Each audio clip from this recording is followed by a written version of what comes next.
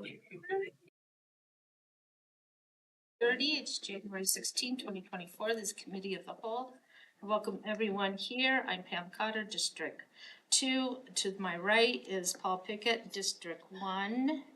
Rosalba Dominguez, District number 3, will be here shortly. We have Councilwoman Diane Turner, District 4, and Adam Hawk, District number 5. Thank you for being here. And we have the mayor and Jennifer. Thank you. So first thing we need to do, there are no minutes, so we will go right on to the first discussion item. Intermountain Power Agency Legislative Update, Greg Ballon and Rob Hughes. Thank you, Council. Thanks for having us today. I think we're going to learn some pretty interesting things today. Bottom's here as well. Used represent IPA. Let's turn the time over to Rob and just let him start presentation for it. So we ask questions, but I think you'll find it very interesting. Some of them were, I think you're at the interim meeting as well. So this will be a good review, hopefully. So Rob, will turn it over to you. Thank you. You need to join and talk. Here, Would you come up here because we sit right here and Cheryl, stay with us. take that and I'll go get that. Thanks, Jennifer. And speak next to me. I'll try. Well, thank you for having me. My name is Rob Hughes. I'm with the from Parsons Bailey Lab. Eric Lawden here is with Holland and Hart, and together we represent Intermountain Power Agency, and that gets complicated how we work together, but we work together great. I hope you'll see. We came to talk to you about something that's important to IPA and thereby we think should be important to Murray City, and it has to do with some of the legislative risks and threats that we're facing this year. So I'll just get right into it. And we'll start with the basics. Murray City's been part of IPA for 40 years, but if it doesn't come up week after week, you might not know a lot about it. So we figured we'd start with the very basics. So IPA, Intermountain Power Agency, is an interlocal entity. That is a type of entity, you might be familiar with Unified Fire, Unified Police. It's what cities do when they want to band together and do a project together, and they can form a separate legal entity. Importantly, interlocal entities don't require any state funding. They don't require the state to give you a license. It's sort of like if you wanted to start an LLC, you go, there's the Division of Corporations, you just go do it. They set forth a corporations code and then people can organize themselves into a corporation. Likewise, cities can organize themselves into interlocal entities, and that's what IPA is. There are 23 municipal members of IPA, of which Murray is one, and then there are 35 power purchasers. So each of the 23 cities is a power purchaser, but there's also customers, 6 in California, and then 6 rural cooperatives. Now IPP, and you'll hear people use IPA and IPP interchangeably, and that's forgivable. But they are different. IPP is the project, Intermountain Power Project. It's the physical plant, the facility. Principally, what you're talking about is an 1,800 megawatt coal-fired power plant just located right outside of Delta. But there's also a northern transmission system that brings power up into the Rocky Mountain Service Territory, which is how Murray gets its power. And then, of course, there's a DC transmission line that goes all the way to California. So those 3 components together make up the IPP. It's important to note that this is funded by bonds issued by IPA and backed by the power sales contracts. So it's the city's credit that underlies the issuance of these bonds. There's never been any state funding involved in it. There's no taxpayer funding in it. It's ratepayer funding. It's your municipal ratepayers pay their bills, and that's what backs these bonds. And importantly, IPA owns IPP. It's that simple. IPA owns IPP. Here you can see this is a page from the original interlocal agreement. It goes back to the 1970s. For some reason there's 22 cities on there. I counted today, but there are 23 actual cities. I must have clipped it wrong. But anyway, you see Murray's there along with Mount Pleasant and Oak City, but other bigger cities like Bountiful and Price, Kaysville. But Murray is one of the biggest. And you'll see here, so IPA has power sales contracts with each of the 35 purchasers. So again, that's all 323 Utah cities, and then the 6 California cities, the 6 rural co-ops. The power sales contracts are what we call take or pay contracts, which is a common formation in infrastructure where you've got a big upfront cost that has to get paid back regardless. And so what it means is you either take the service and pay for it, or you pay for it anyway, right? And that's the fundamental nature of infrastructure projects, because they're so expensive that whether you take the energy or not, you still have to pay the cost of building the plant. That's standard in infrastructure projects. However, IPA presents a much better deal for the Utah municipal purchasers. Because what it allows is for each of the Utah cities to lay off their power, and the California cities have to buy it. And so it comes in seasonal increments, 6 month increments. Every 6 months, Greg gets to decide how much he wants to call back or lay off. If you lay off all that power, there is no cost to Murray City. Only when you take the power back. So we think of it as kind of on the shelf power for the Utah cities. It's there, it doesn't cost anything until you want to take it back. And here you can see kind of, you should note that Murray City is the biggest Utah municipal member, 4%, 72 megawatts, which is a pretty big slug of power for Murray City. And the fact is, most of the time, I think, it's more economical for the city to lay those megawatts off. But there, from time to time, depending on what's happening in the power markets, it's a really nice thing to have to call that power back. We are in the middle of what we call IPP Renewed. And I think I skipped a slide there, but we'll work with it. IPP Renewed is a project to build new natural gas units that are about half the size of the coal units. That also requires decommissioning and retiring the coal units. And then we've got a transmission project. It's a massive transition project that's really for the California members. And then there's a hydrogen project that's involved. And we've been on this path for a long time. Back in 2012, we had to go to the state legislature and get some technical changes to allow this, what we call replacement project capacity. That's the natural gas units. In 2015, we amended the power sales contracts, and then in 2017 entered into new contracts. So Murray City is under contract through 2077 with this project, and with the basis of that being not the 1,800 megawatt gas units, but pretty soon it'll be 840 megawatts of, excuse me, I said gas, not 1,800 megawatts of coal, but 840 megawatts of gas. And I put all these things on the timeline just to show how long we've been working on this, and frankly, how committed we are. And when I say we, I really mean we, because the cities are committed. And if you add up all the construction contracts, it's over $4 billion now. If you add in the long-term agreements with the gas provider and the hydrogen provider, that's another $3.5 billion over the next 30 years. So it's a huge commitment that we're right in the middle of. That picture is actually maybe 3 or 4 months out of date. Right now, behind that crane, you'd see the new gas units coming out of the ground. So we're on schedule to have those gas units first fire. I think it's in August of this year. So it's an exciting year. We've got a lot going on.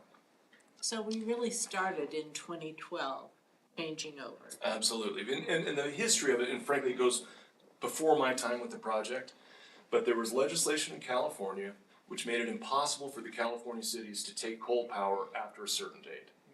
And so the California cities, the reason why you've got such a good deal, this on-the-shelf power, is because you've got these other cities with a huge appetite for power. And so their attitude is, anytime you don't want it, we'll take it, right? But when those huge customers, I mean, Los Angeles by itself holds about a 48% share compared to your 4%.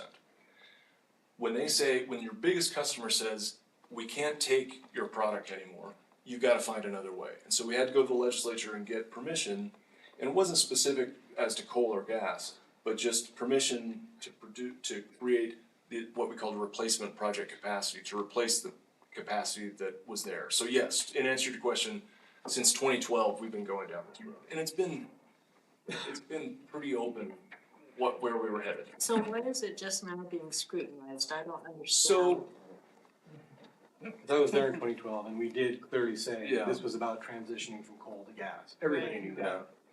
Think of a late night Tuesday city council meeting when you've got a bunch of residents who are upset about something that you've been working on for a long time, but they just heard about it, right? I mean, I think that's kind of what's happened, is that there are legislators in the House and Senate now who weren't around in 2012. And we're not up there every year giving them an update. I mean, actually, that we do give them updates. But if you haven't been paying attention to it and you just find out that, wait a minute, this big coal plant's going away, that causes concern for people. And it's a good segue to this slide, which is the coal units. This is what the concern is about. So you'll hear a lot of talk about this term coal units. A unit is the boiler and the generator together. And you see those two buildings just in front of the stack there. That's unit 1 and unit 2. Those are the coal units. And they are 18-story tall concrete boilers. They're massive. The coal gets pulverized to the about the size of baby powder and then injected in and combusted. It's really pretty cool to go down and see how it works. But I bring this up because I asked at one point, and a lot of people ask, well, gosh, if they want the coal units, can we sell them? Can we move them somewhere else? Didn't they move Geneva Steel to China? The answer is no. They're concrete, they're rebar, they really can't be moved.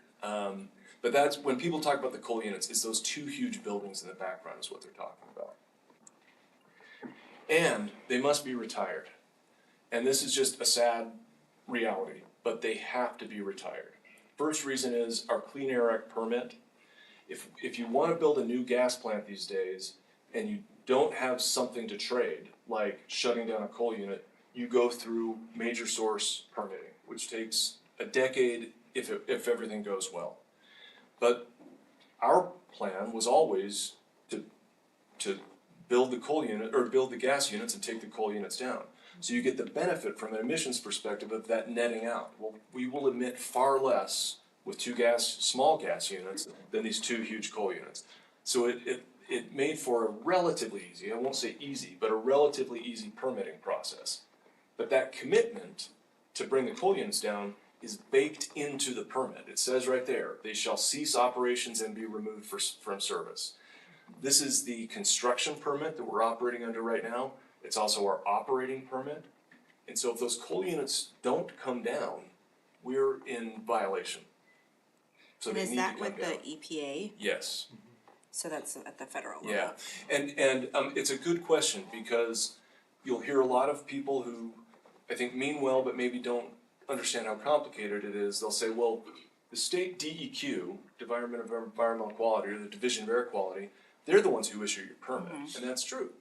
But they issue it pursuant to the EPA, to the Federal Clean Air Act. And so the way I like to say it is, the DEQ implements the Clean Air Act, they can't amend it. They can't ignore it, they have to follow it. And so there's been discussion, and we'll get into this, about, well, maybe the legislature could just tell DEQ what to do.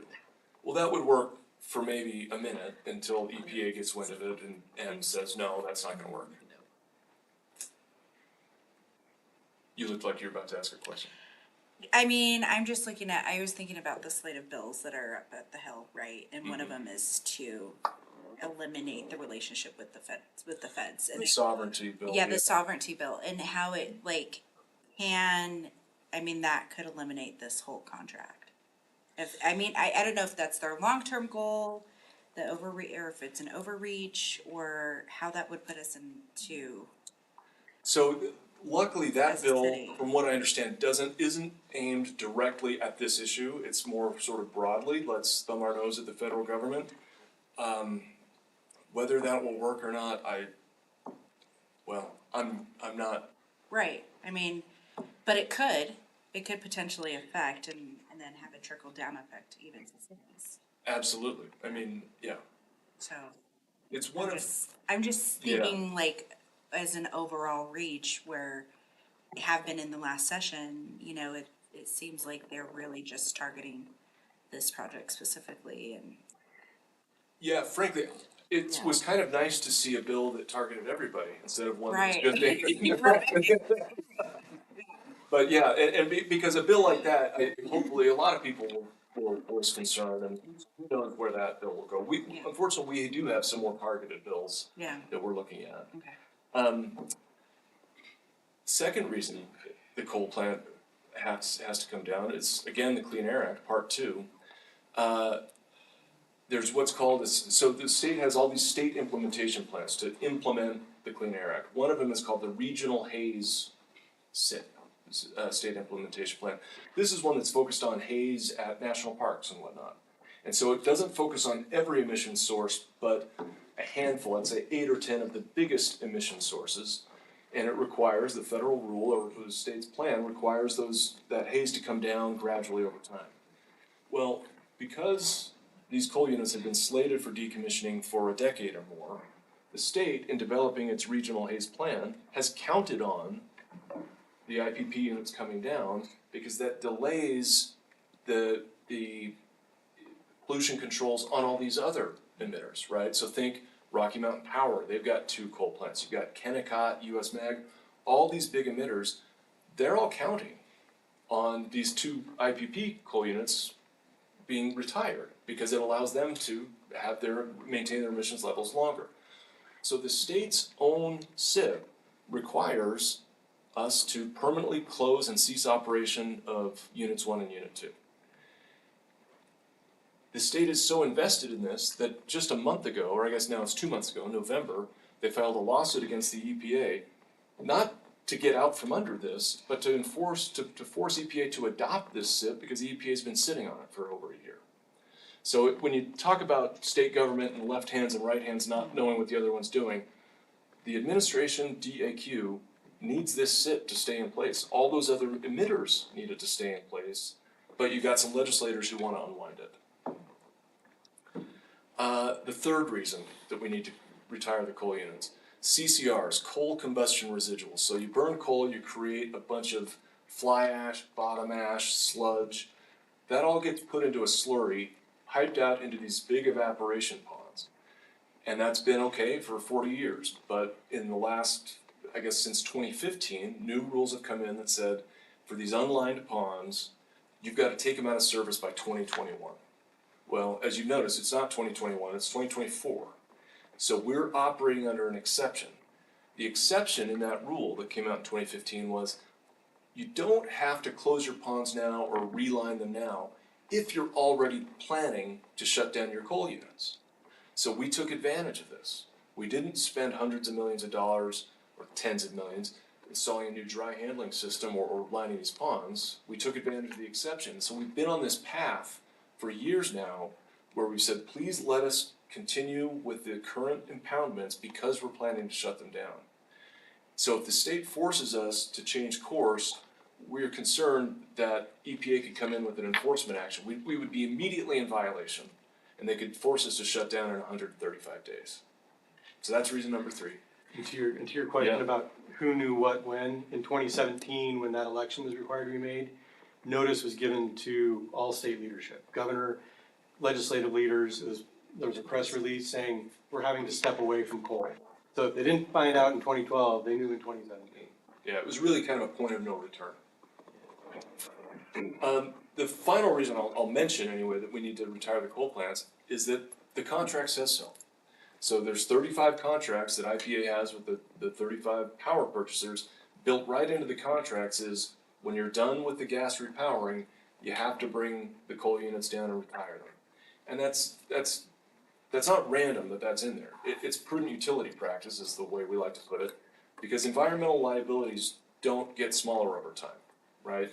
Plumes of groundwater move, regulations get more strict. So we've got environmental problems associated with the CCR impoundments and just the fact that there's been a coal plant there for 40 years that need to be dealt with and remediated. We want to do that now. But as you already know, there's been efforts to preserve the coal units, and it's perfectly understandable why people are concerned. If you're a legislator from a coal community, you know that one of your big customers for your industry is going away, and that's going to cost jobs. And that just is the case, that there will be less demand for coal. I will say as an editorial aside, right now the coal industry is struggling for a whole lot of reasons in Utah that have nothing to do with demand. There's supply problems. You may have seen just last year the Lila Canyon mine. It's one of the biggest coal mines in Utah. caught fire, was closed for a year while they tried to figure out what to do. It's now permanently closed. And so everybody who's got an appetite for coal in Utah is scrambling to get coal. So there's both supply and demand problems. But in any event, just to explain where they're coming from, that's where it comes from. It comes from a good faith concern about jobs in rural Utah. That led in 2023 to HB 425, and it did a couple of things. The first thing it did was prevent us from moving forward with the decommissioning. So you cannot prevent the functionality of the project's coal assets. And that language is a little bit odd, and like all legislation, it came about in an odd manner. But Senator Owens, the sponsor, he clarified what he meant. He went on a radio show and he said they have to leave the plant standing, and when they walk away, because it belongs to the state of Utah, it doesn't have to be eminent domain. Now, as somebody who's worked in municipal law for a long time, that struck me as very odd. I'm sitting here in what appears to be a brand new and beautiful Murray City Hall. The state of Utah didn't pay for it. The state of Utah can't have it. This notion that when you're done with one building and want to walk away from it, that the state has something to say about how you deal with it, I found startling. Right now, we're just delayed. But that delay is costing money. The state, the folks who want to keep these coal units, they want to keep them mothballed so that if they come up with some other ideas later, they can use them again. Okay, but that costs money. You can't just put a fence around it and walk away. The machinery in there has to be lubed, turning things, anything that rotates has to be rotated. Otherwise, you come back in a year and it's all rusted up. So if to follow the spirit of this law, we are going to have to spend some money, which means you're going to have to spend some money. I won't go through all this. HB 425 also called for this continued operation study. They basically said, here's $500,000 to the Governor's Office of Economic Development. Go hire somebody to do a study to see if we can keep the coal units operating. And basically give us a roadmap. So they hired a law firm out of Houston, Jackson Walker, to present the roadmap, and that's what they did. It came out in November, and despite it being a roadmap, there's a lot of things interesting in it, I think, that frankly are helpful. They acknowledged the costs attendant to just keeping them running, right? We'd have to retube these boilers because we haven't done that in a few years because we're not going to be using it for much longer. Selective catalytic reduction technology for the NOx emissions, $500 million. To deal with the CCR problem, another $80 million. So you add it up, you're talking $1 billion just to keep these units going. And I want to say, the units are in great shape. I mean, the plant has been maintained and operated beautifully, but it's still 35 years old, so it needs some work. The report also identified some challenges. It admitted they don't have a customer for 1,800 megawatts of coal power. Everybody says, oh, we'll get data centers. Data centers don't want coal power. Facebook, Google, they want to be able to tout the fact that they're operating on renewable energy. The report admitted that they don't have any transmission, because you own the transmission, right? The transmission lines are all spoken for, so they'd have to build new transmission lines. And they noticed that there's no water rights. To make electricity, you gotta make steam. For steam, you gotta have water to put in the boilers. They don't have any water. They did identify some potential alternative uses. I will just say that none of these have been done at scale. They tried to put kind of swag numbers on them that came to another $1 billion. The syngas, they couldn't even put a number on. CCUS, carbon capture, maybe someday will work. It might need to be part of the plan. Hasn't been done yet. Coal to graphite hasn't been done anywhere at scale. These are kind of pie in the sky plans, if you ask me. But then it ends with some recommendations. The first recommendation from Jackson Walker was, you gotta get control of IPA. At the very least, you have to put them under PSC jurisdiction. Now, hopefully that means something to you, because as a municipal power city, you should understand that there's two models. Rocky Mountain Power gets a monopoly, and in exchange for that monopoly, the Public Service Commission approves or rejects their rates. You guys have your own system. You are the ones who approve and reject the rates. And so this is not an academic thing, this puts municipal bonds at risk, and Eric can speak to that, because this has actually almost happened. Well, the initial bonding for the project back in the early eighties, someone who would be here if he, if we could have him here, an attorney who represents IPA has been there, but he was formerly with the AG's office.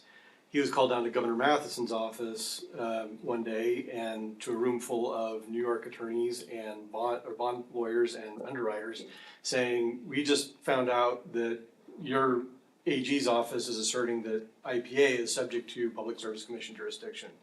And they said, this bond closing that's supposed to happen tomorrow will not happen unless that opinion changes today. And so this, Mark Bushai is the name of the fellow who was with the AG's office.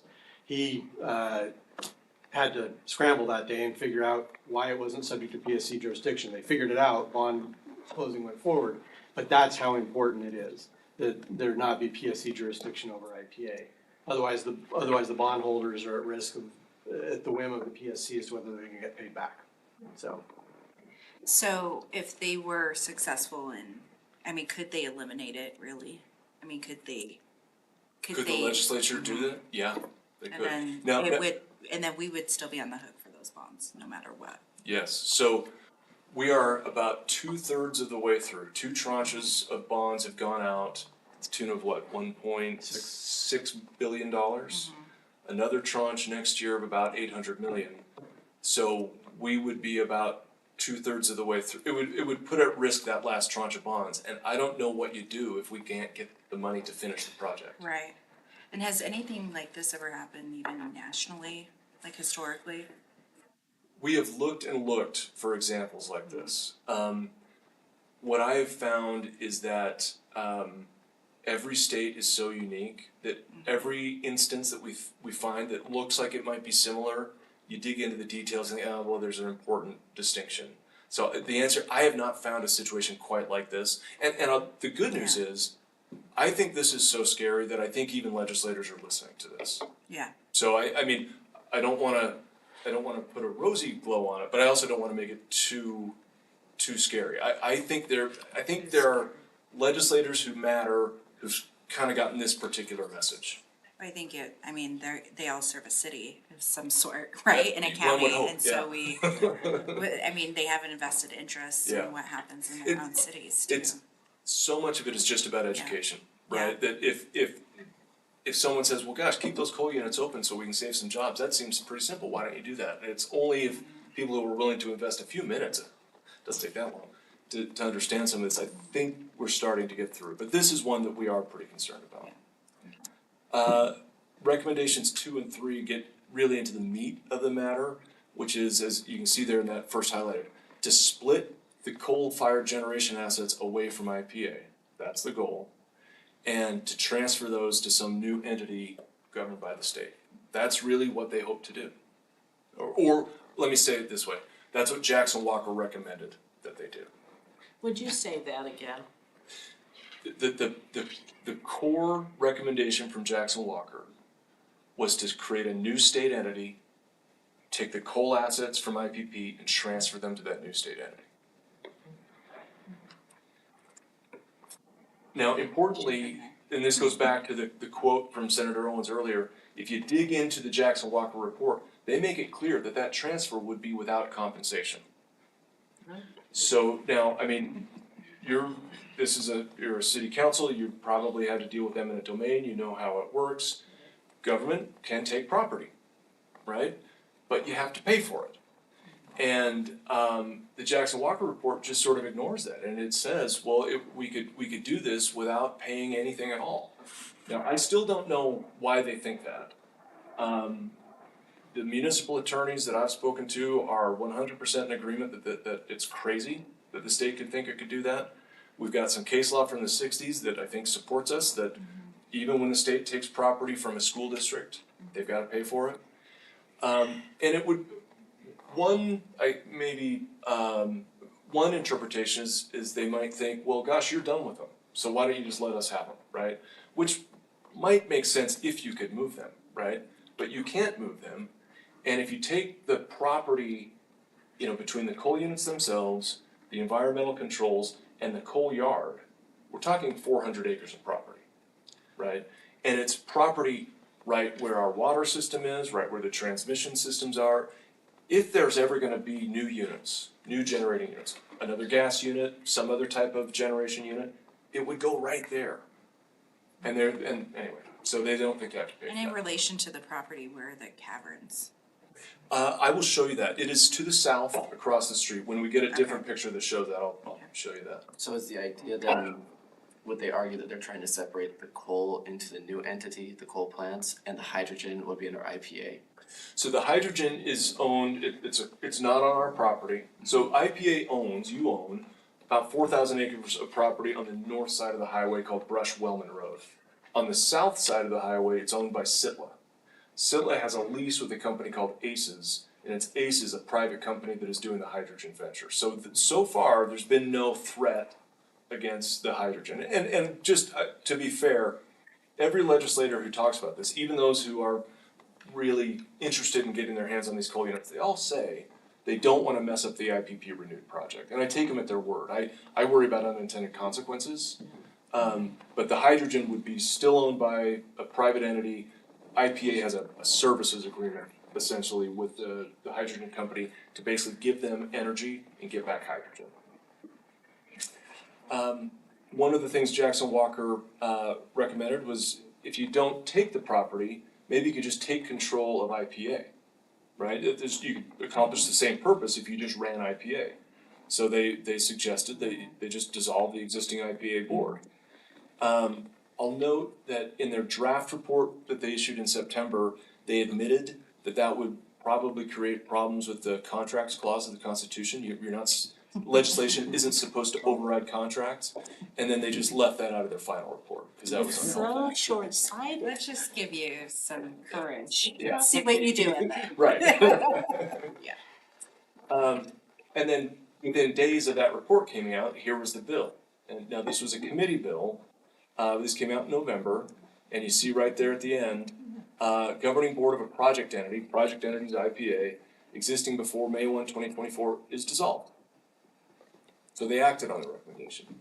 And elsewhere in this legislation, it replaces that with a new board, still 7 members, but it's 2 members of the House, 2 members of the Senate, 1 appointed by the governor, and you all get to keep 2.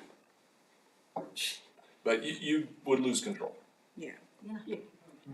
Where Say the, something real quick. oh, Yeah. sorry. Can you go back to that? real Yeah, quick? I hope so. Let's see. So, I use this example. So say the administration, Biden administration comes to the state of Utah, comes to our legislators and says, we do not like the way you're running your state. So we're gonna take and we're gonna Yeah. get a new entity, where we're gonna appoint 2 members of the House from the federal government, 2 members of the Senate, then they'll be able to pick, and then President Biden will be able to choose whoever he wants, and then we'll give you 2 members, and then we're gonna take over running the state. Do you think some kids would explode? Seems fair. That's what we're trying to avoid here. Murray was, cities are set up to be self-governed. That's the beauty of the cities, and that's what makes Murray and all the other cities in the state amazing, because they're self-governed, and they're chipping away at that. There's almost no decision that they shouldn't make, right? Right, so they say. Yes. And quickly, I'm over time here, so I'll get through this, but we mentioned before, one of the recommendations was, we'll just pass a statute directing DAQ to change our air permit. Well, we just don't think that works. And the problem is, I mean, if they move forward with it and EPA decided to put their foot down, you're talking about construction stopping, right? If they pull our construction permit, but what would that do to other industries? Like, I- I mean, it would, I can't even imagine. yeah. Yeah. Avoiding, because there's a process you're supposed to go through to change a permit. Skipping that completely violates the state implementation plan that pursuant to which the state gets to regulate all kinds of emitter. Right. And so, Yeah. so then the EPA comes in and says, well, so much for that state implementation plan, we the feds are gonna come in and run the show. I mean, Yeah. we hope that doesn't There's happen, an but unintended that's consequence. not a Yeah. good result. Not a good result. What is the number of the bill? So that bill has thankfully not been numbered yet. So it came out as a committee bill, and then through a lot of efforts from cities like you, I think the message got there, and so it did not pass out of committee. So the way I understand it is if it comes as a committee bill and it gets unanimous, then it goes in as a committee bill and it's got priority. It didn't get that. In fact, I think they didn't even put up for a vote, because they knew it wasn't gonna get that.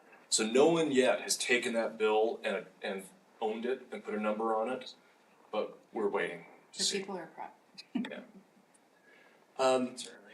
So we don't need to go through this necessarily, but I think you understand the impacts to, the potential impacts to Murray City. I will say that, when we first put this presentation together and started doing it in November, it was kind of hair on fire, mode. Since then, I do think, I don't wanna be too optimistic, but I do feel like we've gotten the ear of some important legislators, some sane people who understand that these problems are real. We're not making this, and express, to me, there are so many assaults from the state on municipal prerogatives. And you see it in land use and zoning is where I usually see it. But this one is beyond the pale. I mean, the idea that the state could simply say, hey, Unified Fire, that platform truck you just spent $1 million on, we think that's better served by the state owning it. It just, I find galling. And we're not out of the woods yet. So anyway, I've taken more time than we should have, so I'll You're stop fine. there. This was a good discussion. You're fine. Yeah. Can Yeah, we find that's really another helpful. person besides this Jackson Walker people and do a report? You should write your legislature. It's a good question, because one of the things that legislators are talking about is, well, maybe we need another study. See what, if anything, really can be done with, is there an appetite for 1,800 megawatts? They look at this report while they're doing another report. Well, the But they- concern is who you get to do the report, right? Somebody from You go to Houston Houston. doesn't have perspective on municipal power Yeah, and what we're doing. well, Yeah. the You can R, pay anybody to say what I you mean, want. if you go back to that slide I had that listed all the things in that legislation, the legislators were asking for a report that told them what they wanted to do. Yeah. Right? And then they put it on an RFP that doubled down on that, and so then you get a firm that wants to tell you what you wanna hear, so it's this big echo chamber. And so, when they say this year, well, maybe we should do another report, on the one hand, I think, well, maybe that could be good if if it's objective, but if it just doubles down with this kind of predetermined answer, maybe it makes things worse. Yeah, they need to start looking forward and doing some cross-training and, realizing that So, I'm sorry. there are things that they can do and, really they can put people to work in other areas as well. So, I mean, that's what they need to be looking at, but they're not at this point. Maybe they will. Okay, Thank Thank very you. much. I really appreciate your time. Do you have anything that you want to bring in? I just wanna thank Rob and Eric. So you all probably know way more than the legislature has learned about this. Is it the interim committee we were at, they were Yes. throwing out UNFs, they were throwing out IPA, they were throwing out IPP. Yeah. They were so confused. Yeah. And right there, you had us explain to you in a way that it made sense, so you are now in the know more than our state legislature issues. Almost certainly, yeah. They switched And the this- committee These members. guys are awesome. So, I mean, they, You could go there and teach a few. If one did listen. yeah. Thank you for letting us know. Hey, you're and welcome. really quick, Thank you. represent- All right. It's complicated. Oh, And I- it's yeah. My client is Los Angeles, Okay. but they're the operating agent, Okay. so I represent everybody else.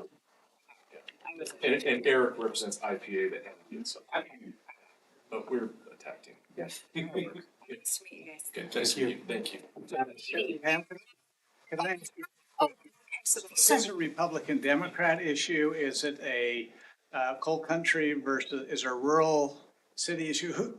So you talk about using our voice, right? We have 7 legislators, 6 of them are Democrats, one's a Republican who represents such a small portion of Murray that it's fairly insignificant. So I'm just trying, from a political Sure. perspective, what is our best way? I mean, we can go to our 6 Democrats who represent us in the House and the Senate, and they'll probably support us. They always are very supportive. But if it's a Republican versus a Democrat issue, then we find that often we're behind the 8 ball because we don't have as big of a voice up there. So I'm just trying to understand politically, Yeah, how is this shaking out? I'll give you my sense of it but I'm not a lobbyist, but I'll give you my sense of it, and we talk to lobbyists all the time. I think last year, it could have broken down, it did break down on party lines. The impetus for it is coming from a handful of Republican legislators from coal counties. And I think that the Republican caucus was fine to go along with them. I think that the success that I think we've had this year is scratching the surface of the claims a little bit and helping legislators on the Wasatch Front, Republicans and Democrats, realize that it's not so simple, that it could be very costly. And so maybe what you're seeing now is a bit of a split in the Republican caucus where you still got a handful of legislators who are still very concerned, understandably, about the coal industry and the jobs. But then Wasatch Front Republican legislators who are worried about the costs and whether this makes any sense. My 2 cents, I think too often people think, well, what's the point of getting a Democratic legislator involved? They're gonna get outvoted anyway. But I think every legislator matters. And especially when you see all this misinformation and misunderstanding, people not knowing the difference between IPA and IPP, whether it's Nate Bluen or somebody else, just if they're armed with information, even if their Republican colleagues don't want to vote with them, or at least they're armed with information. So anyway, I don't know if that answers your question, but yeah. Thank you. Yeah, I know, one of our representatives is on the committee now. And it's not Nate anymore, so we do have one representative on the committee, so. Both our lobbyists also were aware of this, both David Stewart and Corey Holdaway, and I think David has been involved. Dave has gotten involved, yeah. As well, so.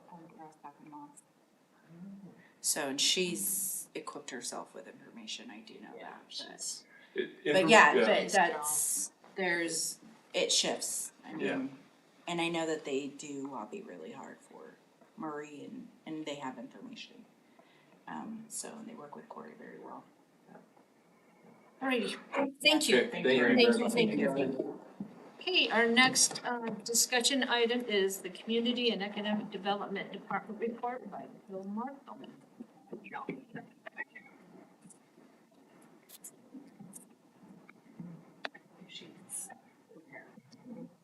Good afternoon, Phil.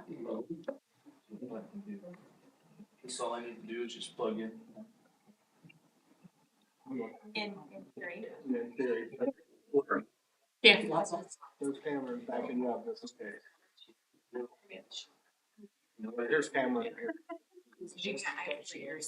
Mayor, I wonder if we should get some of these.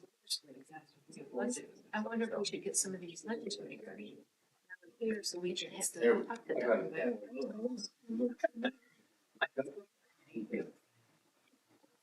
Thank you. Yep. Sleep, they can still come. They can sleep later.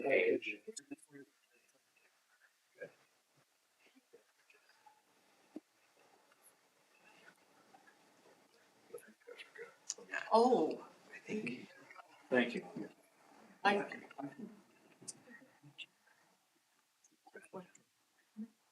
Yeah. Yeah. Yes.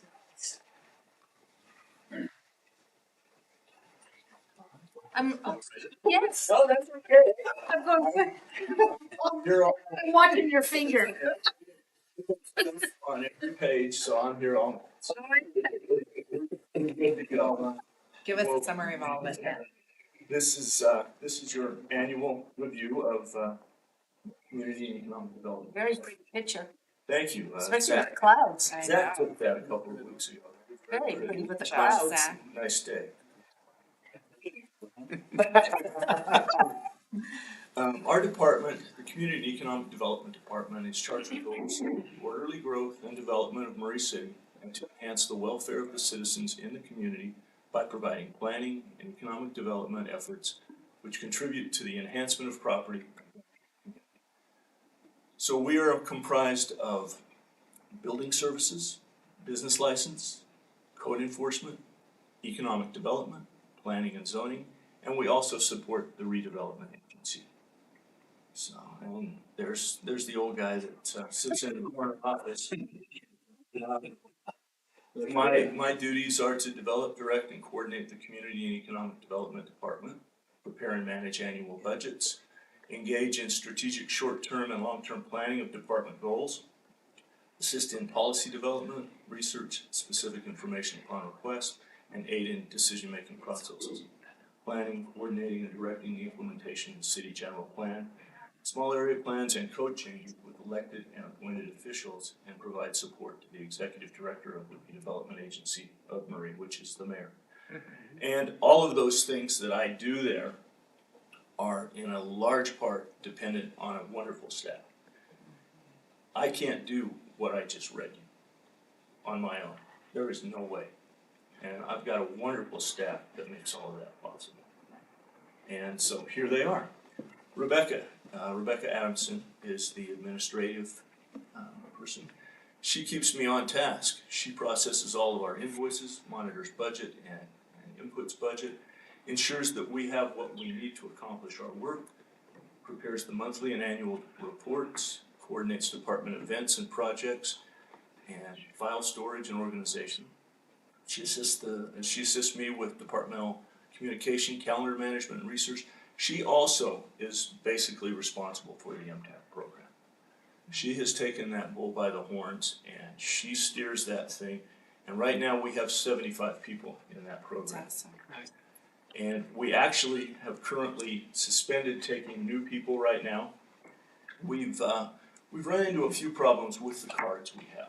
They're not as foolproof as we thought they were. So Rebecca monitors these things every day, and she is kicking people off and calling them on the carpet, you know, if they buy something improper or that. And so we are told there's a better card, a more restrictive card that we'll be able to use. And we anticipate being able to do that in February. That will cut down some of the cheatings. Bill, what does MTAP? It's the Murray Transportation Assistance Program. Thank you. Or somebody else would call it municipal, but I call it the Murray. And Rebecca also does all of she prepares all the minutes for Planning Commission, Hearing Officer, and RDA. And some of those, as you know, can be extremely bulky and take a lot of time. Elvon Farrell is our newest member of our staff, and he is responsible for all of our economic development initiatives. He supports local Murray business with expansion and finding resources, promotes economic growth through new development opportunities and business attraction, builds relationships at a regional and state level with government agencies, partnering organizations, real estate professionals, and developers. And Elvon comes to us from, is it GoEd? Was that what it was called when you were there, or the governor's? EDC Utah. EDC Utah. So he comes to us with a wealth of knowledge and connections, and we are very, very happy to have that. In addition to Elvon himself, he's a great addition to the department. He creates a variety of reports, policies, presentations, and marketing materials to accomplish economic development. At the conclusion of my presentation, I have asked Elvon if he'd take just 5 minutes and show you his latest project that he has been working on in conjunction with Mustafa El Janabi, who is a planner one in our department. He's our young junior planner, you might want to say. He's been out of college for a couple of years, and these two have been working on a fascinating map that I'd like you guys to see. Next, our building department, and there is our building department right there. So the building official, Don Stephenson, is on the right. Our inspectors, Thomas Butt, the big guy in back, Butts, and Scott Sanderson in the middle. Carrie Burgess is on the right in the front. She is our permit tech. and our 2 office administrators, Miranda Carter and a new employee, Julie Devens. And Julie's been a great addition as well to the department. And just as a snapshot, building permits are up 33% from 2022. Total value of permits collected was 2.1 million, and that's up 34% from 2022. So even though construction has slowed somewhat in volume, the type of construction that we're having has been substantial. These apartments and larger buildings and that, they have really contributed to our revenues. And over 8,800, almost 8,900 inspections were performed by these 2 guys, and we do utilize a contract inspector when necessary because we're unable to fill 2 vacant building inspector positions. And we have tried and tried and tried. We even offered the guy that comes in that we contract with. And I don't know why he wouldn't want to work for a city and get retirement benefits and better insurance, but they like their flexibility, they like moving around, and it's a very difficult position to fill, so we're real grateful for the job these guys do. Yeah, they do. Our business license is dependent on 2 people. Priscilla is the business license specialist, and her office administrator is Delia Hernandez. Delia is not only involved with the business licensing, she is the go-to person in City Hall for translation services. She's amazing. And She's the one that we, she was employee of the month in December, I believe. Yep, Yes. she's getting paid for those services. Lovely lady, yeah. And so we have 3,788 active business licenses, and the total annual revenue was $821,000. There were 560 new business licenses for 2023, and the division received an 82% rating for customer satisfaction from local businesses. So, that's something to be very proud of. Have you guys measured that before? No, I believe that was on your survey, wasn't it, Elvon, that you? Business survey that we Yeah. just The did. business survey. That was our first one. Code enforcement, that needs And to go. this is amazing. Mark Warren, he is our code enforcement guy. Now, he does work with 2 individuals from the police department, but Mark handles the zoning and code complaints that are not criminal. And so, there, as you can see, there are a lot.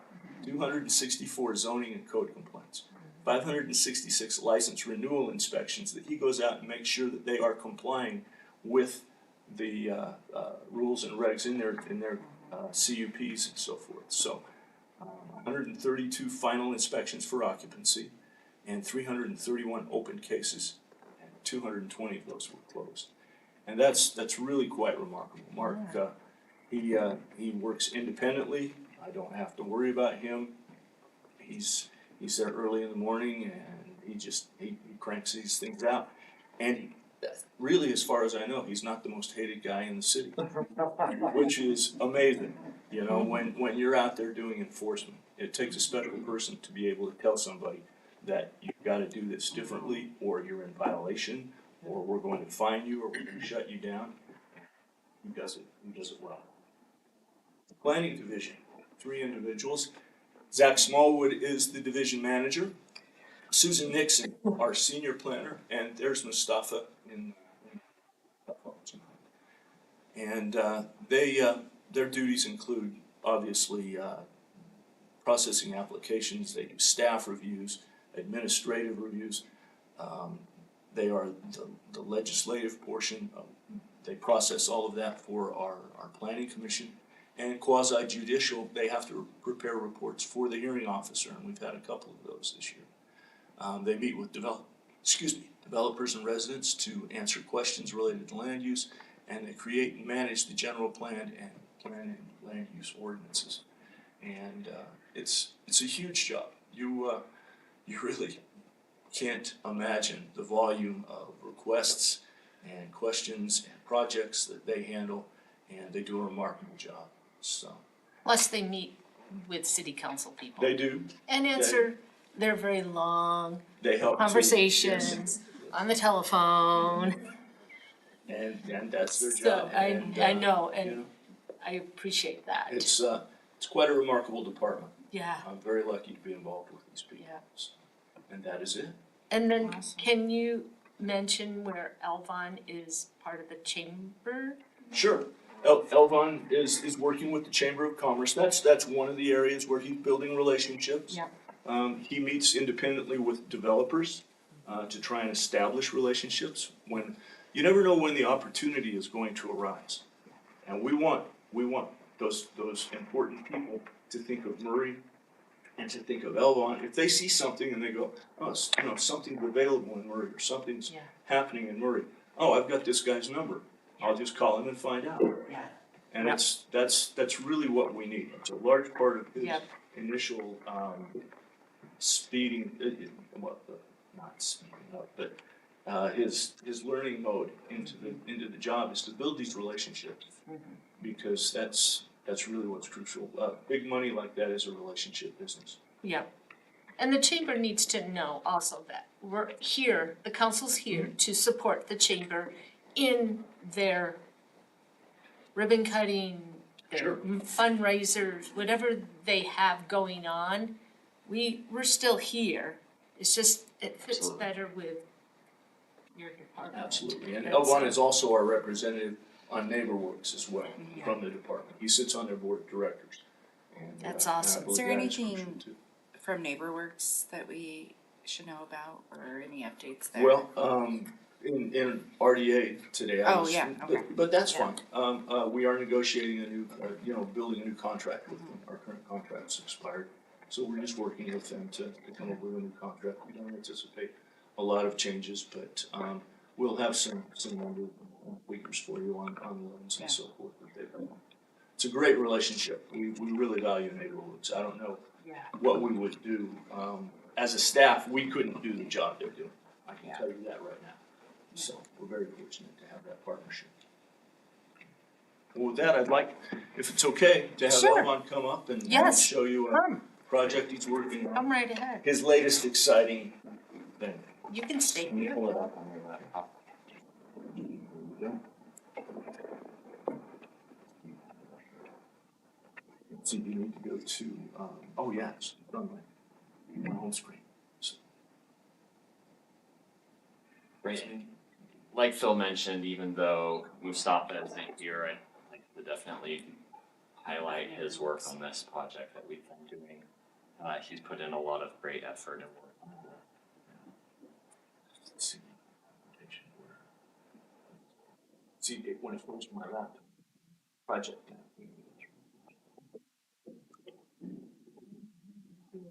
Okay, so this is something that I've It's not up there. seen. We don't have it up.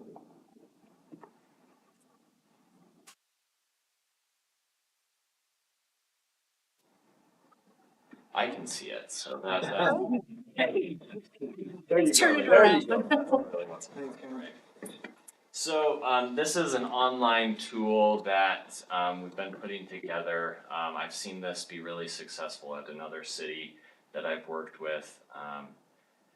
A lot of times residents or business owners or real estate professionals, developers end up seeing Murray there. Maybe they see some dirt being disturbed near them and they have a question of what's happening at that location. So this is the Murray City Projects map. It's our attempt to help answer those questions. So from this map, a resident or a real estate professional will be able to go to the area that they're looking at. Maybe they're wondering what's happening around 53 700 West. And they'll be able to then click on this. They'll be able to see information about only what's public information that's gone through Planning Commission and things like that. So it won't have early on discussions that haven't yet gone through a public meeting. But then they'll be able to actually see what's happening here. We'll keep these on for a little bit while, even after they're complete. So if we click over here, you'll still be able to see, oh, okay, so what was happening was a remodel of a new commercial business, which is High Point Coffee over here. So basically, the idea here is to make sure that we're giving some basic information, informing the public, and, you know, future developers about what's developing, what's happening around Murray City. What's the hammer? The hammer right now, that's municipal projects. So you can, if someone's at the park and wondering what's happening over here, it's the Murray Armory renovation. See, there's areas here, Old City Hall, or the Murray Tower development, information about that. You can get information here about the Murray Theater renovation. Where's this found? So we're launching this now, and we're gonna start sharing this around. We'll send you all a link. You can save it so that Not you live can. yet. It's not, well, I know it's in a test mode live, so. yeah. So but we'll be sharing this around so that people can start to see it.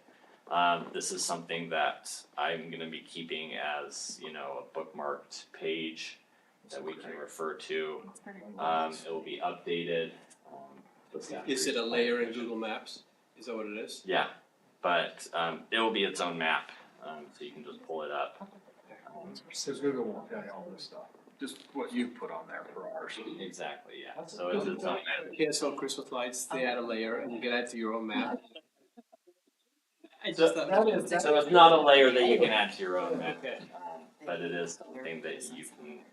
Oh, okay. All of these projects Like it. happening around here. And I'm sure you often get questions from residents saying, hey, what's happening here? And this is an easy tool that you can pull up. So just for fun, go to Winchester, 64 South and 9th East for the RC Willie site. Yeah. Just for fun. Well, because really, this is gonna be handy, when you show this, look at that. So you can see there's townhomes, number of unit, the current zoning, land type. So we don't get to call you anymore. You can put the mayor's phone number there. Yeah. Well, definitely, 555. right. And we definitely don't want people to just stop calling us necessarily. It's now they're able to answer these basic questions about this, and then have more informed questions afterwards. Excellent, excellent. Yeah. But I'm hoping, there he is, wouldn't that be cool? So yes, we'll share this around with you, and yeah, hopefully we'll get as many people using it as possible. That's our goal. That'd be great. Any other questions or? No, thank you for all you guys do. Yeah. Thanks. Well, you get, like I said, you get tired of seeing this. How are you liking it, Phil? You haven't given us a summation still of your. No, you know what, I really do enjoy it, and to be honest with you, the only reason that I enjoy it is the people I work with. You know, I get a lot of support from administration personally, and I get a lot of support from my department. And you can't ask for more than that. And if I don't like that, then get my butt out of here. Well, I'm glad. Can you believe 4 more years? I can't I believe it. appreciate the opportunity, thank you. Thank you, Thanks, Phil. Phil. Okay, so we're on number 3, discussion on an ordinance amending the fiscal year 2024 budget. It's presenting. You're about 5 minutes, we good. So, okay, fine. Well, I have 15, right? Yep. I'll take 5. You are so fast. Well, I don't know if you want me to read the whole memo, but the big gist of this is second, probably 4 budget amendments we will do throughout the year. The couple of things that are the very important ones that I wanted to make sure I got, in case I decide not, or we decide we don't need any more budget amendments, which could happen, not likely, but it could happen. That the language in this ordinance allows me to adjust the budget for transfers of the the transportation sales tax that I need to transfer to CIP so we can use it next year. Even actually this year. If it comes in over budget, I'm gonna have to transfer more than what we budgeted. And I would like to be able to adjust the transfer in and out budgets, for that. So this language allows me to do that. And as a separate thing, it also allows me to make sure that we keep our reserves between 25 and 26% of our revenue that came in, and adjust the budgets to make sure that I don't get written up for transferring too much money out of the general fund. That money will get generated by, if sales tax remains even with last year, it will be higher than what I'm getting. So if you keep seeing where we're getting sales taxes 0.5% or 0.5% below last year, or it's right on what we collected last year, that is higher than what I budgeted. I figured we'd be in a recession by now. Fancy that, it's not happening, good thing. We will have money for capital projects.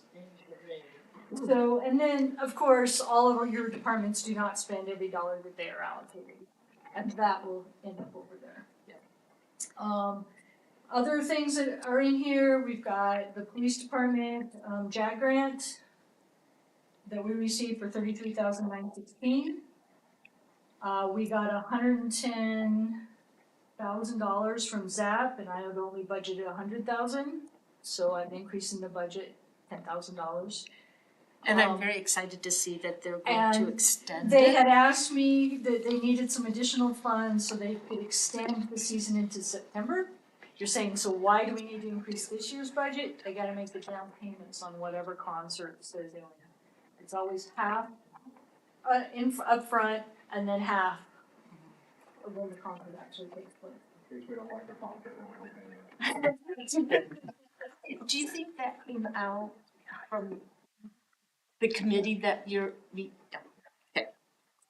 The fire department got an EMPG grant, so I'm budgeting that. And by the way, we can receive all of this money without your approval, we just can't spend any of it. So we're asking to spend it, but,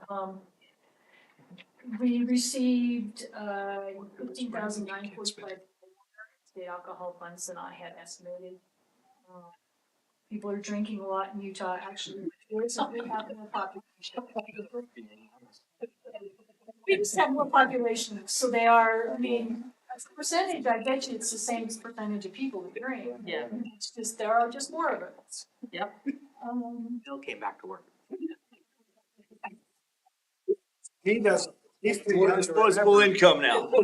He's too young to remember, but Bill remembers when we could drink at lunchtime. I didn't drink. I will comment about that. In the 80s, I think that'd take people to places to get a drink for. That's been wiped from my memory.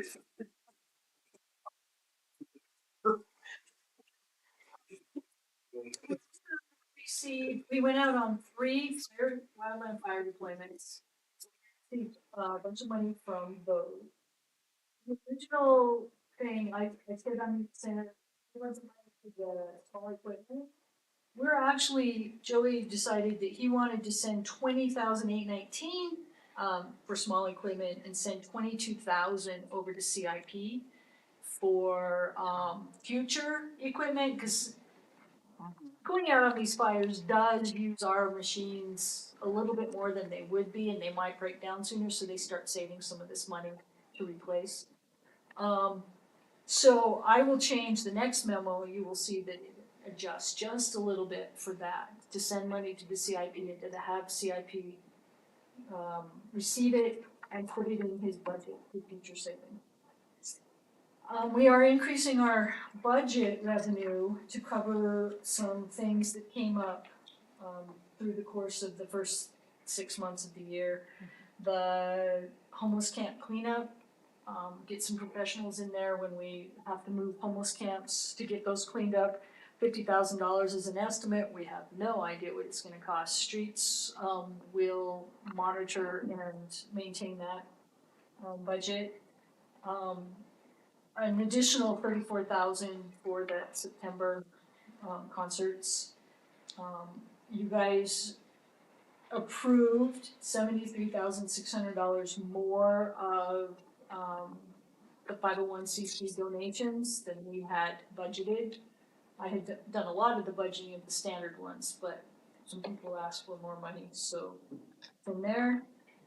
And then ComDev, the building division, needs some new building permit and inspection software that's a little more up to date Hey, and Brenda, will that- work a little better. And I said, letter C, that came out of the revenue budget, the 73,600, did that come out of the revenue budget? Yeah, it's coming, I'm increasing the interest for all of those A, B, C, and D Okay, under number 6. okay, And we have already met the budget for interest in the general fund. So within about 2 months, we'll probably meet this 221,000, 2 more months. 3 at the most. So just to ask, we're accepting these, right? Mm-hmm. And then are you amending the existing code? Or is this just in summation of the? I'm amending the budget, but, so I'm increasing the revenue to offset these additional expenses.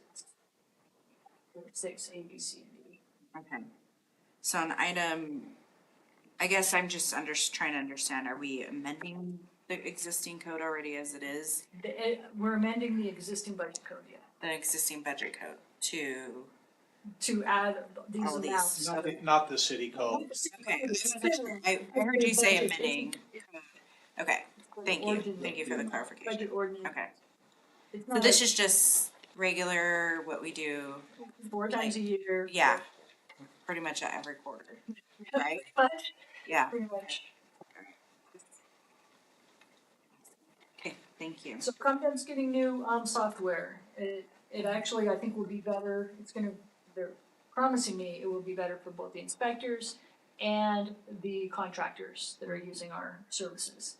The library fund got a hotspot grant. This will be the last one. It is using ARPA funds, and ARPA funds had to all be spent by this fall. So, next year we'll probably have to, if we wanna keep the hotspots going, it'll have to come out of their budget, but I think that's a service that everybody likes, because they're always gone. Yeah. So we may have to continue that. It's up to the library. In the CIP fund, the park center, and I don't know what piece of equipment this was. Yeah. Had a damaged piece of equipment. We got reimbursed this year for it. They probably replaced it last year. And in order for them to replace and use and get another piece of equipment, we needed to put this in the budget. And then they can spend it on whatever piece of equipment they deem necessary. The park storage building is running to, you dig a hole in Murray, you're gonna find something. Water. You're either gonna find water, I hear Eureka! this was bricks and previous foundations and all kinds of stuff. So, okay, I'm gonna be really stupid probably on this. Where's the park storage building? Where's, It's right behind Kim's, so it's brand new, okay. and right behind where Kim's office is. What, you're, oh, Water Woods. really, that ran into water? Can you, they Oh, they made all kinds of They stuff. really built on it, though. that's right, it was being Of built during the course. Haunted Woods. Same Now I thing know where with it's at. over the- Yes, They're doing that so that they can't, because they no longer can store stuff in the armory. right, So it's got kind it, of- yes. And Very I quickly. remember that, It's currently being subject to the weather and Yes. it's stored over where the, Supposed to be done, I wonder if the end of this month, is that correct, or? yeah, it should be done by the end of this month. They can get their equipment out of the weather. are we gonna have a ribbon cutting ceremony? So they Yes. have got Big light. more costs associated with it. He promises me he can do it for the additional 85,000 and actually a little bit less, but I bumped it up just so that I don't have to come back. And that will come from, all of these will come, that one will come from interest revenue. The CIP fund is earning interest, just like the general fund, and so that's coming from interest revenue. And then, when we prepared the budget, a few of us missed this, that we had moved the Public Works building into 2025. They need the budget in 2024. So we are putting this back in the budget so that they can pay their portion, the streets people can pay their portion. And, to do that, I'm gonna use revenue that the RDA is gonna send to the CIP fund as they repay the loan that they owe the general fund for creating this, thing called, I think it's Cottonwood Street, or where the hospital is, that Oh. nice 4-lane street behind the hospital. Oh, yeah. And the bridge and all of that stuff. Cause that used to be a little 2-lane road, I'm told. Yes. But they still owe us money for that, and so that's gonna go over to the CIP fund. The water fund, UDOT's estimate on their burying of the 300 west water line, under 215, Oh, yeah, got it. was off by about a third. And so, we're gonna raise that budget, so we don't have to use our own funds our own budget to do that. And then we do have some stuff going on at mitigation at McGee Springs. So we're gonna increase their budget so they can get that and get the iron level taken care of and the pumping performance taken care of. And so that will be paid for by interest that they're earning on their funds. Everybody, I budgeted interest low. I didn't think the interest rates were gonna stay at 5%. I thought they might start dropping, but they're not. We're up anywhere between 4.9 and 5 and over 5, depending on where the money is invested. And then solid waste has 2 total employees. One of them has announced their retirement. He has been here a long time and has 320 hours of vacation. He's got a really good retirement payout set. So their budget can't handle a $19,000 payout. So I'm just increasing the budget and using interest that they've earned to offset that. We don't want to leave that open while that payout gets paid for. There are some times when you can do that if you've got a big department, but when you've got a big department, you can't do it. Any questions? No, I'm good. I'm good. Are you? Are you? Questions? Nice to have dividends coming in, I'll tell you that, Interest. what, 0 point? We were at 0.5. We've been as low as 0.2. But now we are at 5, and I just did a little thing for the annual report. In 2020 calendar, 2021, we earned citywide, and granted we had less cash then, but we earned $173,000 citywide. In 2022, we earned 2 million something, because it started up. Wow. 2023, $5 million. Whoa! Pouring all that money, you're honestly, still to help the, what do you call it, the nonprofits. Yeah. Cause you have so much. Yeah. So, and it's continuing that way right now. So But it's the residents' money still. Yeah. it is. That always does. But that also helps with like paying our bonds. Oh. Yeah, oh yeah, Oh, yeah. it's going through, we're gonna be able to do, you can do a few more capital projects, you can do some more streets, because, CIP fund is earning money. How do we compare to other cities and interest earned? We're probably about the same, everybody's invested in the same thing. They're either in the PTIP, which everybody gets the same. They have whatever bank they're in that does general stuff. And then they're in an asset manager, either Morton, I think there's 3 of them. And the reason you get into an asset manager is the PTIP climbs really fast. But man, if we get in a recession, it dives faster, even faster than it climbs. Yeah. It's just, but Morton, they buy stuff that's 1 and 2 years out. So it's gonna take a while, it takes longer for Morton to come up, but it also takes a lot longer for our Morton assets to go down. So that's why So we can that's part of compare, our money yeah. there. Yeah, just to kind of Thank spread it out. Thanks, Thank you. Brenda. Yes, please. And you've heard the annual report mentioned a couple of times tonight. The annual report is something that is required in city code where the mayor is required to submit an annual report to the city council. So departments, the way that works is departments submit their annual reports. I compile it. Brad approves it, and then we send you a copy of it, probably around the end of the month. Okay, Thank you. thank you. All right, we are on to number 4. Our last one for today is discussion on an ordinance amending section 17.152.020 and 17.152.030 in the M-G zoning district to allow land use number 6600 contract construction service as a permitted use instead of a conditional use, and Zachary Smallwood will be presenting. Yeah. So, hello everyone. So, this request is a staff generated request. It's something I've been wanting to work on for years. So, our MG zone, which is our manufacturing zone, it's our heaviest area, probably like industrial. It's the gray one. It's all highlighted in yellow around the thing. So it's pretty much the northwestern side and then right through kind of the middle between the railroad and I-15. So that's kind of our heavy industrial areas for the city. And right now, contractors, that's what that 6600 stands for.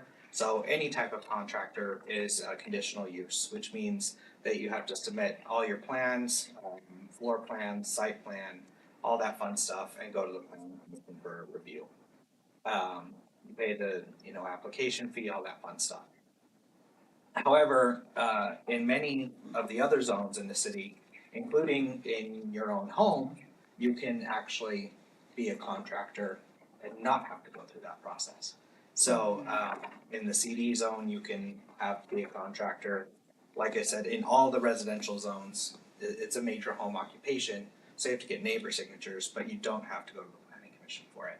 So I've always thought it funny that in our heavy industrial areas, that it's a conditional use. It doesn't have any greater impact than any other industrial use in that area. So we came to the conclusion that we think it should be a permitted use.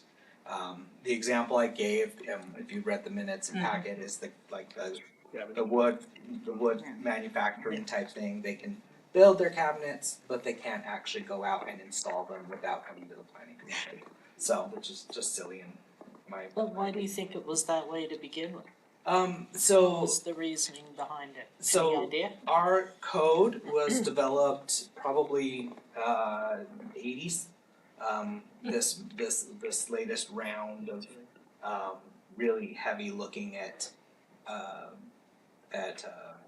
uses specifically, and land use applications were treated very differently. Even 20 years ago, you could impose a lot more subjectivity on an application. So if you didn't like something, the planning commission could say, we don't like this here, we don't think it's a good idea, go away. We don't want it. Yeah. Where now, through changes to the legislature and things like that, land use applications are, especially conditional use permits, are, if you meet the ordinance, then you're approved.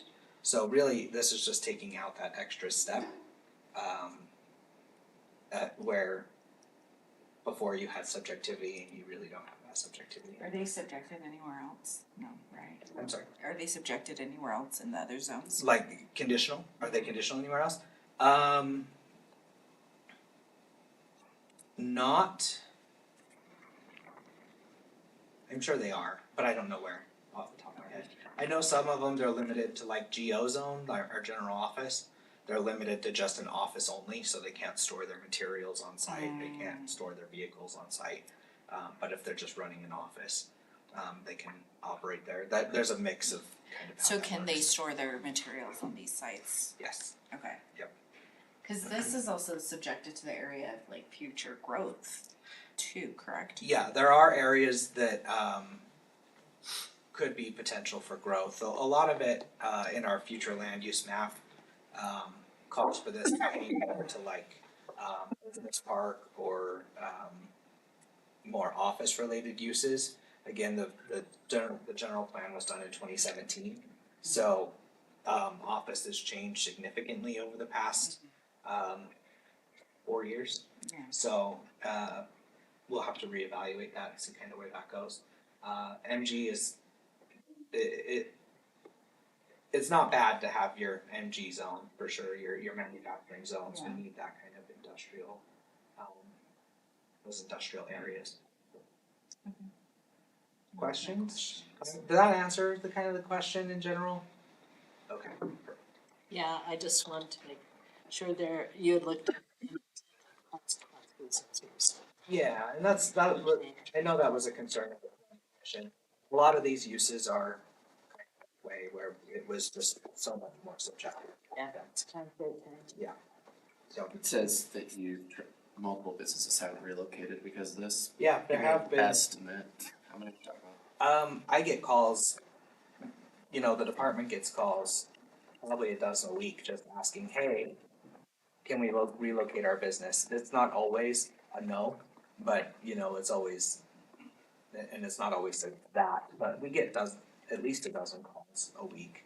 Some people asking to relocate their business, and then we kind of go through what that process takes, so.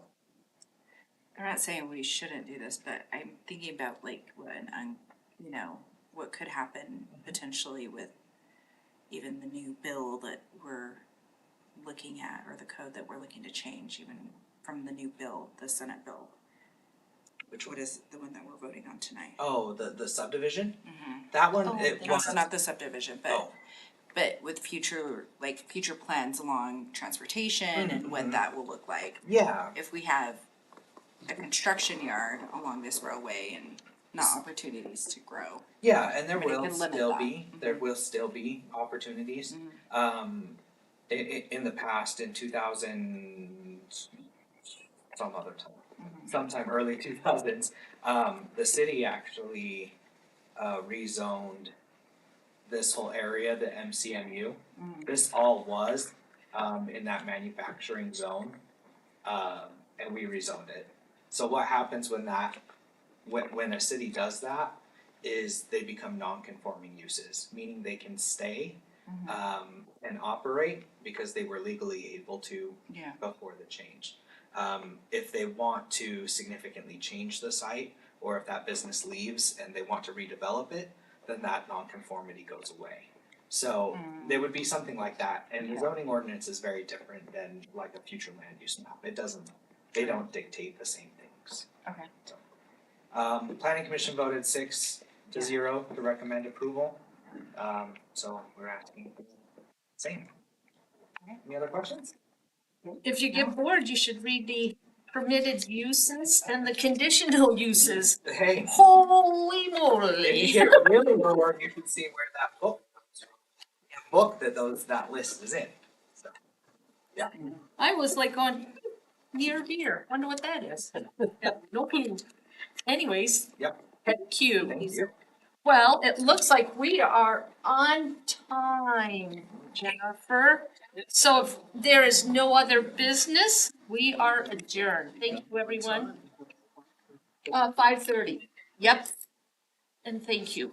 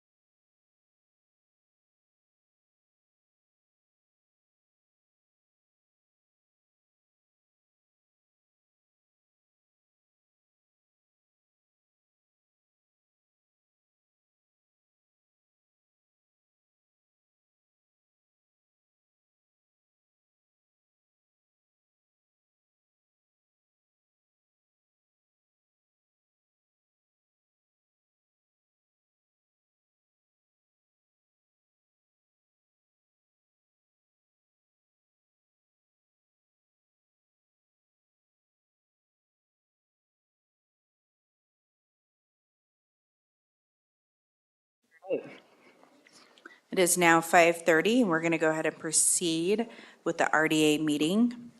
Welcome, everyone, and we have everybody here but Board Member Diane Cotter. She will be here, or Diane Turner. I just mixed you guys up. I'll be Rosalba Cotter now.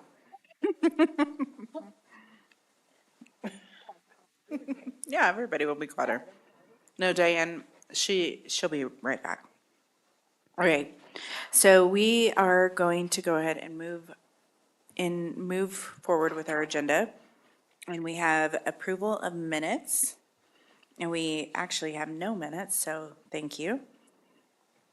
And then the next item on the agenda is citizen comments. If you have any citizen comments, please come up. We don't have any emailed, correct? All right. Anybody from the staff want to be a citizen today? No? Okay, perfect. All right, we'll go ahead and move forward from citizen comments.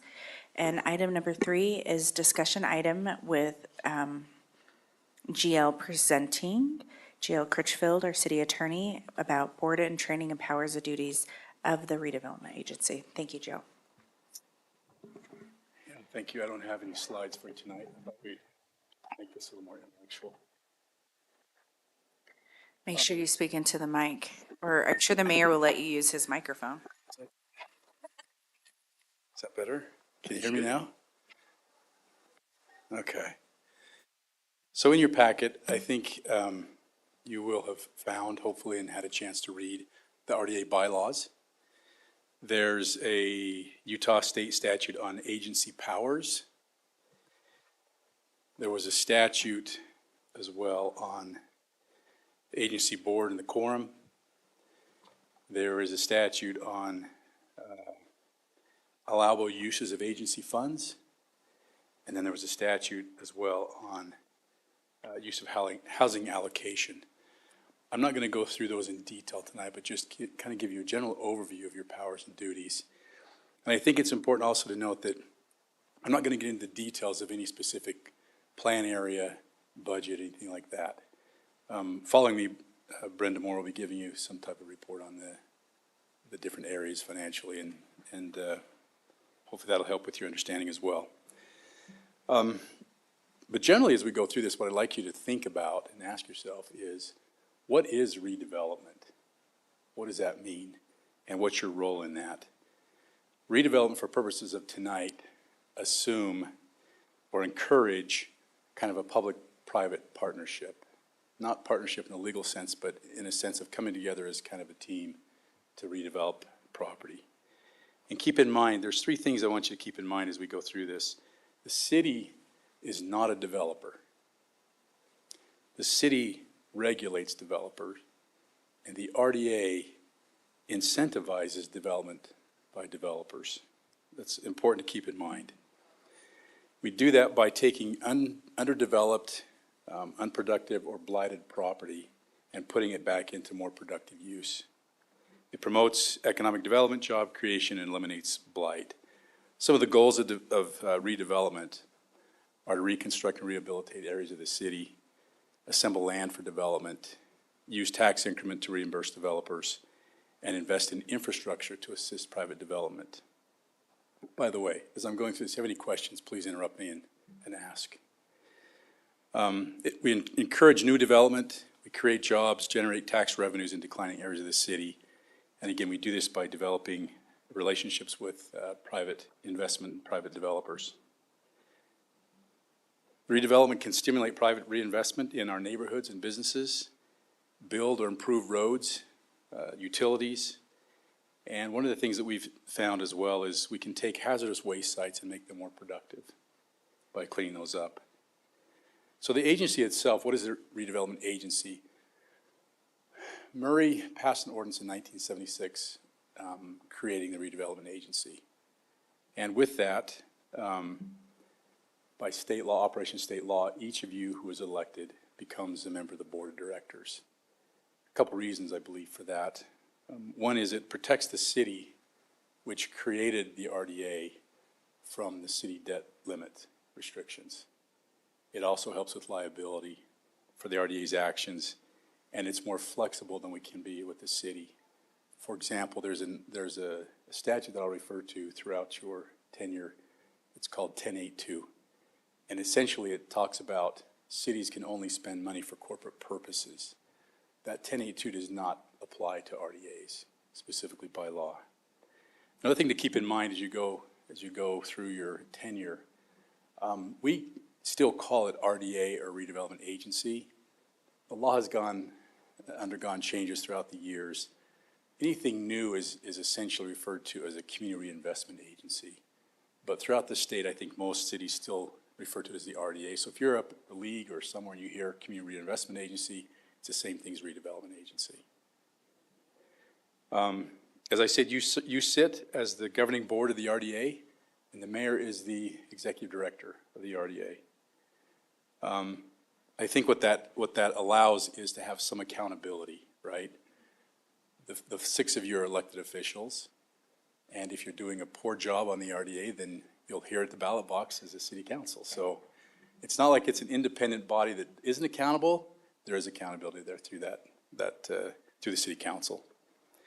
I want to talk a little bit about how this kind of works in real life. What will happen is someone, whether it's a member of the board, the mayor, an employee, a developer, whomever, will approach the mayor and say, hey, what about an RDA in this area? What about a project area in this area?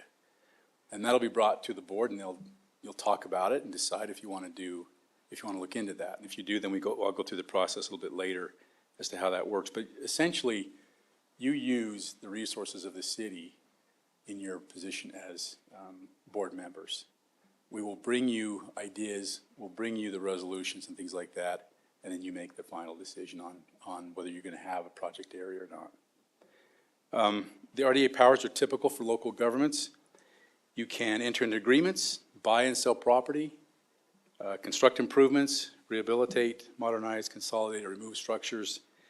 You can adopt a plan and a budget for various areas. You can assist in development of housing for use by moderate income and low income families. In addition to that, this is not something we have done very often. I can't think of a time we've done this recently. You have the ability to buy private property that you then resell to another private property owner. You have the ability, limited ability sometimes in certain circumstances, to exercise eminent domain. And then you have the power to collect the property tax increment to use in financing the redevelopment of an area. I think it's also important to know what you cannot do is the RDA does not have any taxing authority. That's left with the city. Taxing authority. So what can you do as an RDA, as we talked about a little bit earlier? You are creating the conditions for private developers to come in and to be enticed to develop parts of the city that would not otherwise be developed. Demolishing and clearing existing structures, for example, remediating or cleaning up contaminated property is one of the things you can do. And as I said earlier, you can construct public infrastructure, streets, sidewalks, sewer, storm drain, water system, street lights. You can relocate utilities. Oftentimes, those are impediments to development because of the expense.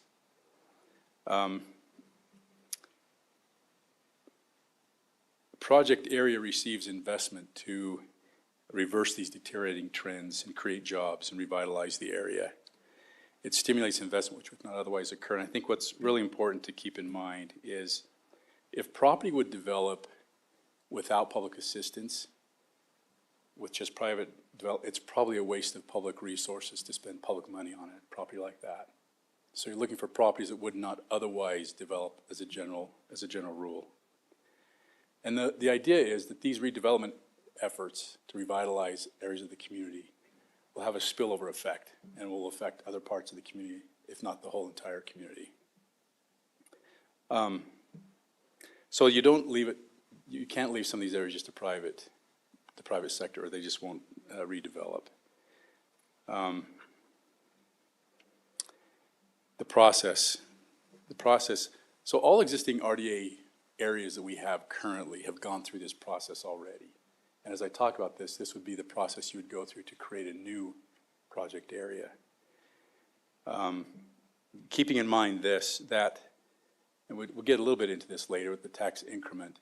You have taxing entities throughout the city, in different areas of the city, and each one could be affected depending upon where the project area is. You've got the city, obviously, Salt Lake County, the school district, South Salt Lake Valley Mosquito Abatement District, Central Valley Water District, and Covenant Improvement District. So when we talk about the taxing entities, those are the taxing entities for Murray.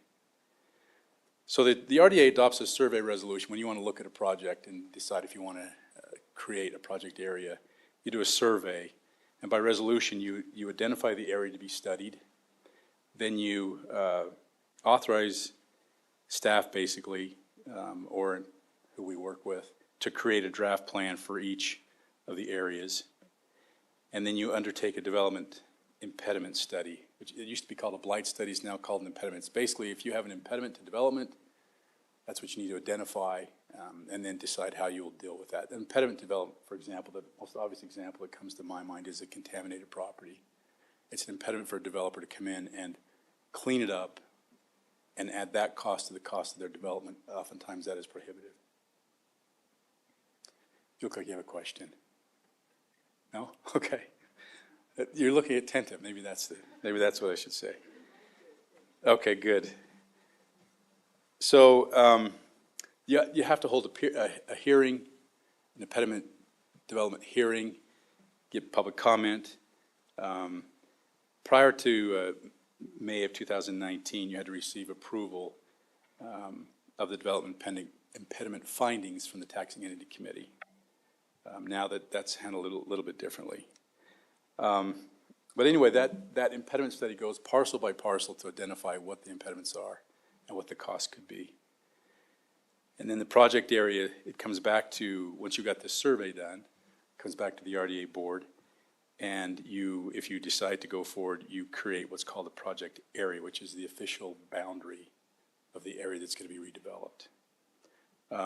It goes to a public hearing so that citizens who live in the area will have a chance to, or anybody else for that matter, a chance to talk about the redevelopment area, express their views on that. And then after that, you act to adopt the project area.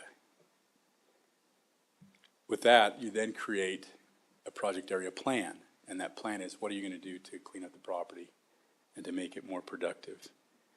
It talks about what actions you'll take, of whether you're going to buy and sell property, whether you're going to improve dilapidated facilities, use tax increment, whatever else.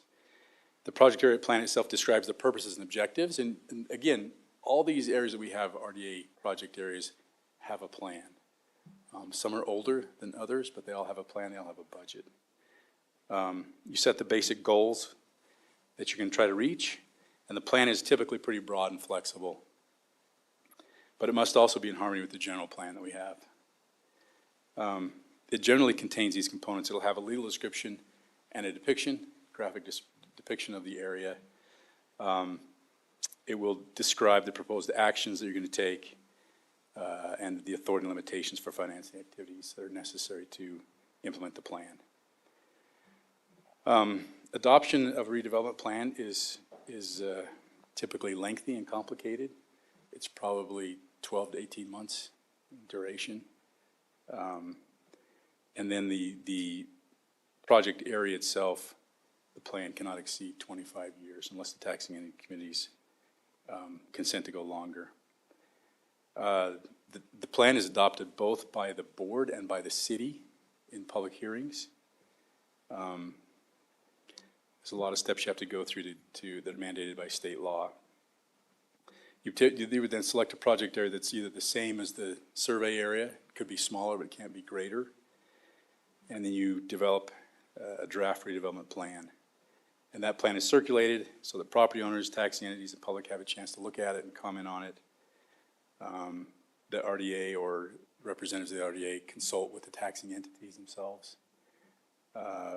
Council has a public hearing, RDA has a public hearing, the plan and the budget are adopted, and then the written budget plan sets forth basically what the RDA, what the predictions are in terms of what you think the return will be. It used to be, as I said before, that this budget had to be adopted by the taxing entity committees going forward. For us to receive tax increment, we have to have actual local, interlocal agreements with the taxing entities for all new project areas. It won't mean a lot to you until you realize what that actually means. It means now you're negotiating to see whether they're going to get a portion of that tax increment before the project area is completed. So it is a very big change in the law. And then, of course, I spoke earlier, there's a little bit of a window for eminent domain. As long as I've been here with the city, we have not exercised eminent domain, but there is that limited ability in some of these projects, which has to be exercised within the first 5 years of the plan. Some people will want to know what happens if you approach a citizen to buy their property. It's fair market value, assuming they'll sell to you. Our experience has been, once they know that they can negotiate, it goes a little bit higher, sometimes quite a bit higher. And that experience, at least in my mind, has to do with whether we'll do eminent domain. If we won't, then you're going to pay substantially more than otherwise. Then tax increment. Let me just ask, what is tax increment? What do you understand tax increment to be? Pam, you're good at this.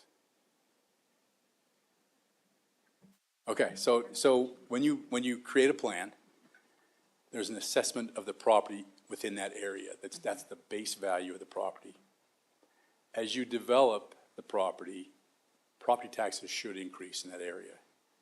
The difference between the base and the increase is the increment. So the base stays the way it is, and all the taxing entities that are entitled to that base continue to get the base. But for the 25 years or so, the RDA takes that increment, and it's usually what happens is this, is you talk to the developer, you enter into an agreement, and they pay for everything up front, and you reimburse them as the increment comes in. To me, it's the best way to do it, because you're not out any money unless they're producing. Once they produce the money, they can have it back. So it really incentivizes a good development to make sure it gets done, because they're not getting reimbursed until it's finished. And so it's a really good way, I think, to finance these things. That's tax increment essentially in a nutshell. There's the possibility also to go out for bonds, but then the tax increment is what secures the bonds and pays the bonds off. And that really, in a nutshell, is RDA Law 101. Any questions?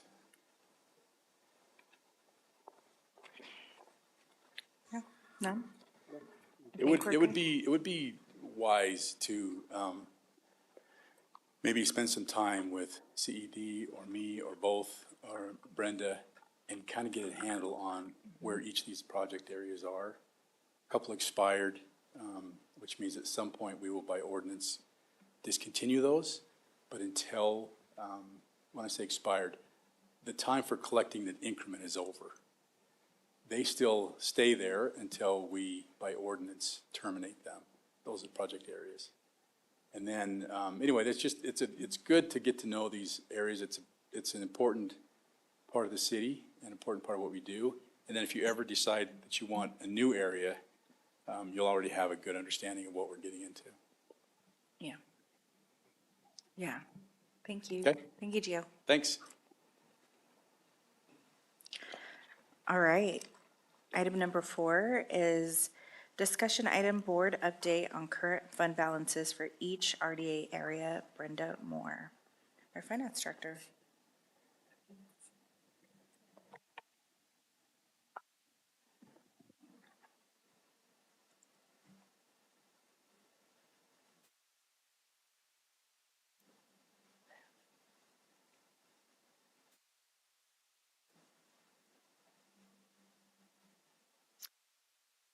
Okay, so I'll just give you a quick update on all the areas.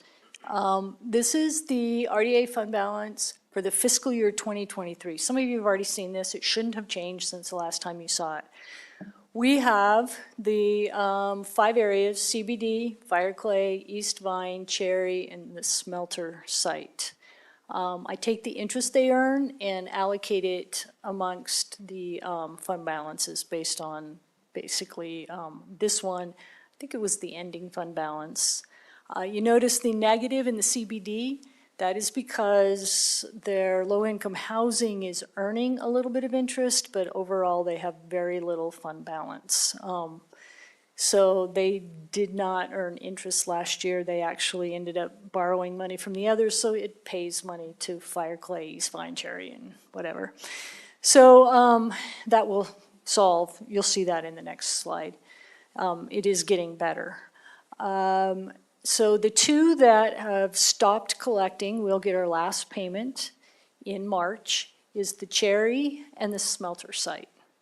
The smelter site is the hospital area. Cherry Street is a little one street over off of 48th between 4th and 5th West. And then the other areas are East Vine, Fireclay, you are all familiar with what that is, and then the central business is where we're sitting. Central business at the end of last year had $396,000 of fund balance, most of which, 1.1 million of that was a negative fund balance in their regular things, and they owe $1 million set aside for low-income housing. They are, or were, land rich, cash poor. Fireclay, their fund balance is 3.7, and of that, at the end of last year, 1.2 was set aside for low-income housing. East Vine doesn't have a low-income housing thing. That's where Wood Oak is, where the court sits, basically is that area. So they have a fund balance of 156,000. Not a lot is happening there. Cherry Street, at the end of last year, had 299,000. And we'll see, we've done a lot of work this year out on Cherry Street. And then the smelter site was sitting at 4.1, where 980,000 of that was set aside for low-income housing. Now, it's in yellow. This is my best guess estimate of where we would end up if they spent all of their budget and things came along. I have adjusted so that their tax increment receipts are based on the county's estimate and not what I budgeted. It was a little bit different. CBD, this is the big one. This is the one that's got a lot of activity. You can see that $9.2 million sitting there. That's the sale of the property. If that goes through, you will notice they have gone from a not so good fund balance to a $9 million fund balance. And then we will need to determine how best to use that to spur economic development within the area. Fireclay. Quick question before we move on. When does that one expire again? It stops collecting in 2034. 2034? Yes. Okay. Can you tell us when they stop collecting for each of them? I do not remember Fireclay and East Vine. I think East Vine is 2028. I forgot. I have it on a sheet, but it didn't print on this one. And Fireclay is probably a little bit after that. Okay, thank you. And CBD, is 2034. That's important. And it can be expanded because of COVID. They allowed us to, at your option, to extend it for 2 years. If nothing's happening, I wouldn't extend it. I'd give the city and the school district and everybody back their property taxes. So the Cherry Street, you will see that we have spent $298,000 in Cherry Street. We went back in there, and that road was 20-something years old, so they repaved it. They cleaned it up, cleaned up some of the gutters, and did a repave in there that was paid for by Cherry Street. Trey is looking for sidewalk projects because it does not have a continuous sidewalk down it. It would be a lot, it's gonna take a lot of effort to get a continuous sidewalk down it, but there is some areas that would be what I call low-hanging fruit. The easement's probably already there. It would be very easy, so you could make it more contiguous than it is now, which is now you pretty much have to walk in the street anywhere that hasn't redeveloped in the last 15 years. So they can make that a little more contiguous because there is a huge apartment complex going in on the other side of 48th. Wouldn't be beyond possibility that people are gonna walk down that street to go to Lowe's and all of those businesses on that corner. It's only a block and a half or 2 blocks. So we are looking for projects on Cherry Street. They will stop collecting. The smelter, we have allocated a bunch of funds for the smelter to put in the LED lights. I mean, we've done a whole bunch of budget things, and if they spend it all, they'll still end up at 2.5. I think we have some ideas on what we might want to do with that. So that will be money that we will need to decide in the future what we are going to do and what would spur development in that area or make things better. Like I said, East Vine's gonna have, at the end of next year, 175,000. I do have Trey looking around that area to see if there's anything that needs to be done. If any of the roads or any of the infrastructure could use some help. As that area gets older, it might be good for a redo of something. Fire Clay, we are making payments to the developers. And there was one developer who did not finish one of their projects. They're not getting their increment for that, of course. But we do have developers we are reimbursing, and then we are also doing the MTAP out of there from the low-income housing funds. And we just put some bollards in there to protect one of the buildings. That's the kind of stuff that the RDA can do. And they're looking for other things that may happen. There are a few properties still left to develop. CBD, Block 1, all of those things. But we will have some funds if and when the sale of the City Hall property. Then they will have cash and they still have a bunch of land sitting around. So, is there any questions? Yes. Brenda, will you explain to me East Vine?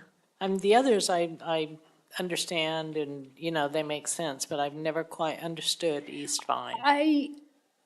I get the feeling that used to be a farm. And at some point, Wood Oak wanted to come through there and to make the connections, and then there probably needed to be infrastructure. It's paying a little bit of money to water and wastewater in repaying some stuff. So I think we put some infrastructure in there in order for the stuff on the corner to develop, I think on all 4 corners. So it appears that the building that's run, the county area, whatever that group of counties is in there. And just the businesses that our court's in. I don't know exactly what they did, but they completed all those streets and made that nice intersection and put some infrastructure in. Right now, it's not doing anything. It's collecting the increment. Maybe Doug knows. He always knows. He was here. I know, that's true. Yeah, I'm one of the few that was here when that was created. When that was created, there at one time it was the old Highland Dairy, which had a lot of old buildings and underground concrete that they used to store the milk and things like that. And the thought was, by creating an RDA there, which is where the cemetery is now, is that there would be a lot of costs that would be associated with demolition and cleaning up the old Highland Dairy manufacturing plant.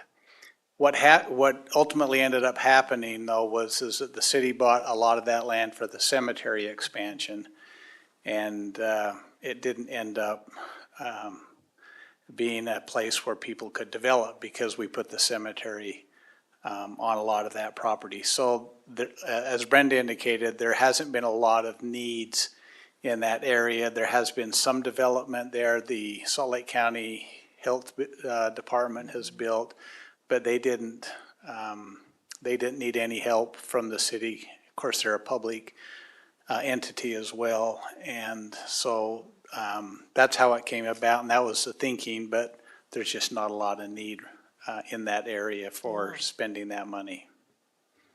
Isn't there the empty space that Mike Todd owns now? I don't think the Is that a part of it? the RDA area goes down to that property. It's mostly where the court office buildings are, where the cemetery is, across the street where the environmental health building is. I think there was one small development just to the south of the environmental health building that put in kind of a strip development there. Yeah, commercial strip. And as I remember, I could be wrong, but as I remember, they actually, I think, utilized some of the RDA funds to put in a sewer line because they had to extend the sewer line down that far. But that's the only project I can think of in all the years that I've been to the city that the city provided increment assistance. Thank you, I appreciate that. Maybe GL or Brenda can answer this question. When we do have an RDA, we don't want to put development in like a cemetery where we're not generating revenue. Is that correct? Is that, I mean, That in ultimately- general, what you want your RDA to do is spur either additional property tax through housing or clean up a piece of property, put an office building there, put a hospital on top of it. Not all of the hospital is tax exempt. The big tower is, but anywhere you go see a doctor, that's paying property tax. The restaurants around there, because they're paying property tax. So you want to spur economic development, either housing, low-income housing, or business. Thank you. Anybody else? No? All right. Okay, thank you. All right. I will invite Phil and or Zach to give us a project update. Thank you. We have a few project updates for you. First of all, we have received the final draft, the final report of the Downtown Strategic Plan.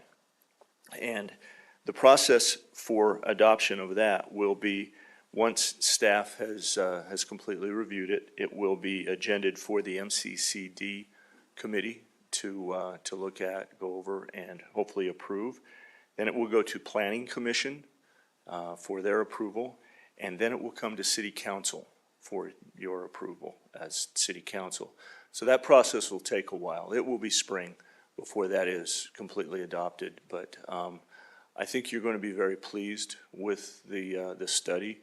The consultants listened and they took to heart what the public and staff was saying, and we're real excited about the final product. NeighborWorks, I mentioned earlier in Committee of the Whole that we are working on a new contract, and we don't anticipate any issues with that.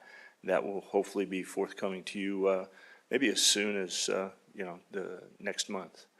And also, we have reached out to NeighborWorks for recommendations for property maintenance contractors, namely with the Townsend House and even the chapel or the little Cahoon House. As we start to look at those, at preserving those, the Townsend House in particular desperately needs some work, and they're experienced in working with these contractors that work on these types of houses, and so we're optimistic that we'll have some contractors working sooner than later on those facilities. We are also talking to consultants, just getting an idea for the historic plaza that has been proposed with the mansion, the Townsend House, and the Cahoon House. We're just trying to get a feel for what they think could be possible, and just a general ballpark estimate of what something like that would cost and what kind of amenities could potentially be included. So it's very, very high level discussion, just kind of seeing what we can do. And that's kind of exciting. We're really looking forward talking to a couple of different consultants that have done similar projects in the Ogden area and also Salt Lake City area and that. So they're local, and we may reach out to a national one as well, just to see what they have to say. The chapel, we have surveying and engineering going on right now in anticipation of one of these days potentially selling that facility, but we need to get the parcels and the lot all identified, and so that is ongoing. That will take probably another 6 weeks before that is finished. Then we'll get an idea of the property to go with that. And as I said earlier, MTAP, we have 75 people currently enrolled, and we're waiting on those new cards and adding people. So it's a busy time right now, but we're excited with these projects. Do you have any questions? Okay. Anyone? Diane? I appreciate the progress. So it's nice. For so long, we were just kind of on a holding pattern. And Well, it's now exciting for us too. we're The really- staff is really motivated to make Yeah. some good progress, and so So- I'm impatient, I should say. That's the most, Me too. it's the most difficult thing for me without an intensive planning background coming into something like this. Planning is planning. It's out there. It's in the future. It's making plans, and you know, that can be frustrating for someone that kind of comes from the outside a little bit. But as I said, I've got a great staff that keeps me grounded, and they say, you know, there's steps. You got to do this. You got to do this. You got to do this. And Can't we'll- just go right. No, we'll make sure we do it right, but we will make progress. Yeah, thank you. Thank you. Appreciate it. Thank you, everyone. Thank you, you guys. All right, with that, we are adjourned till 6:30. Thank you.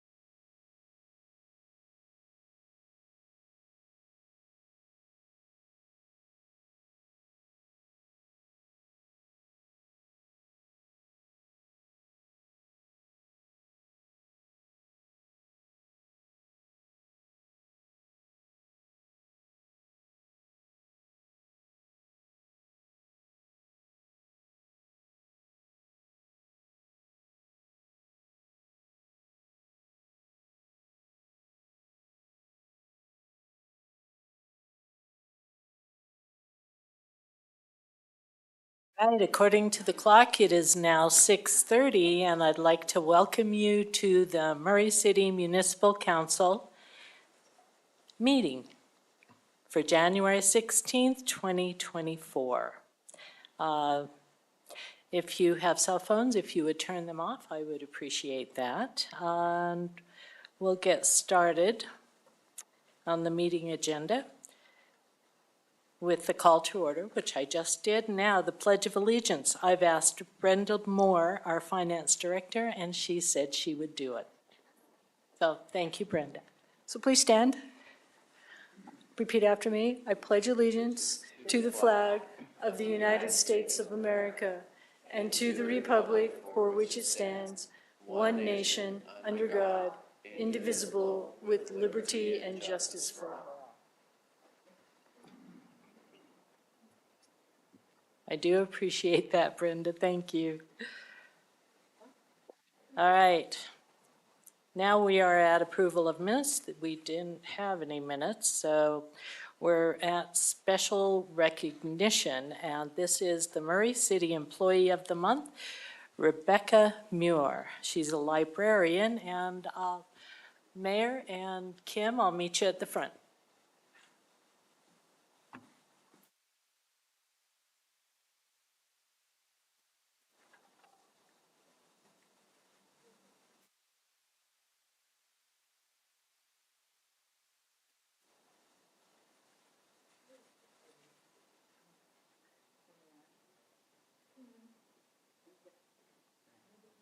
Rebecca, you want to come up? We're gonna do it without her.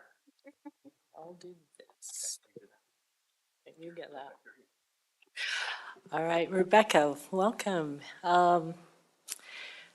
Rebecca has been instrumental in introducing new and innovative programs to our community.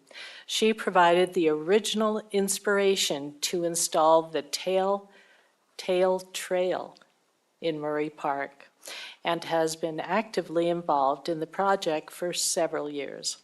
She has also established the K-3 Dragon Club, targeting the vulnerable group of students in kindergarten through third grade who missed early literacy exposure due to the COVID-19 pandemic. Sensory Hour, a monthly program for neurodiverse children, is another activity that she has implemented. Rebecca has reintroduced Read with a Dog, a popular opportunity for young readers, which has been on hiatus during the pandemic. She also installs the monthly scavenger hunt, which is enjoyed by hundreds of youngsters each month. Her other programs include the Bookmarks, which is a book club for 4th to 6th graders. Homeschool Club, Yum or Yuck Club, that sounds interesting. It's a geography club where kids learn about other countries and try foods from those countries. And Kids Create, a monthly craft activity. She also assists with story times and teen activities. Rebecca is a stellar, dedicated employee who is always willing to help and uses her considerable talents to enrich the library and our community. Oh my goodness, you are one busy woman. Anyway, this is in recognition of you, and it's from the council and the mayor and the city. Come on up. So we just want to congratulate you and tell you how much we appreciate all that you do for our city. And Rebecca, you have been here how many years? About 10. 10 years? 10 years. That's a long time. Anyway, we congratulate you. There's your certificate from the city and administration, city council administration. And the most important thing is that $50 visa. I thought it said 60 on it. I thought, oh, Jennifer's bumped it up with inflation. I'd have done that for her. She didn't, but I would have. So anyway, but we want to just congratulate you. Thank you so much. And thanks for bringing your team and family with you. And Yes. Thank you. Kim first. Kim. Kim Fong is our library director and her boss. I just want to say that Rebecca is so impressive because anytime that anyone needs help with a program or really anything in the library, she is always willing to do that. Often on spur of the moment, if someone gets sick and can't do their program, she is there to help. And she's just always so willing, and we really appreciate her at the library.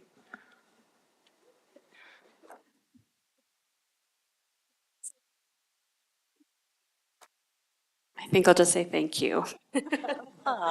Rebecca, do you want to introduce your family or?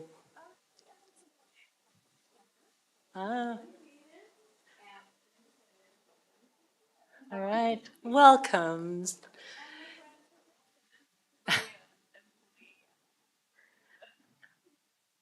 Oh, very nice. You can stay or go, it's up to you. I mean, this is pretty exciting, so I don't know. Thank you so much, Rebecca, for all you do. All right, now we're at the citizen comments portion of the meeting. Comments will be limited to 3 minutes. Step to the microphone, state your name and city of residence, and fill out the required form. And Patty has the form, so.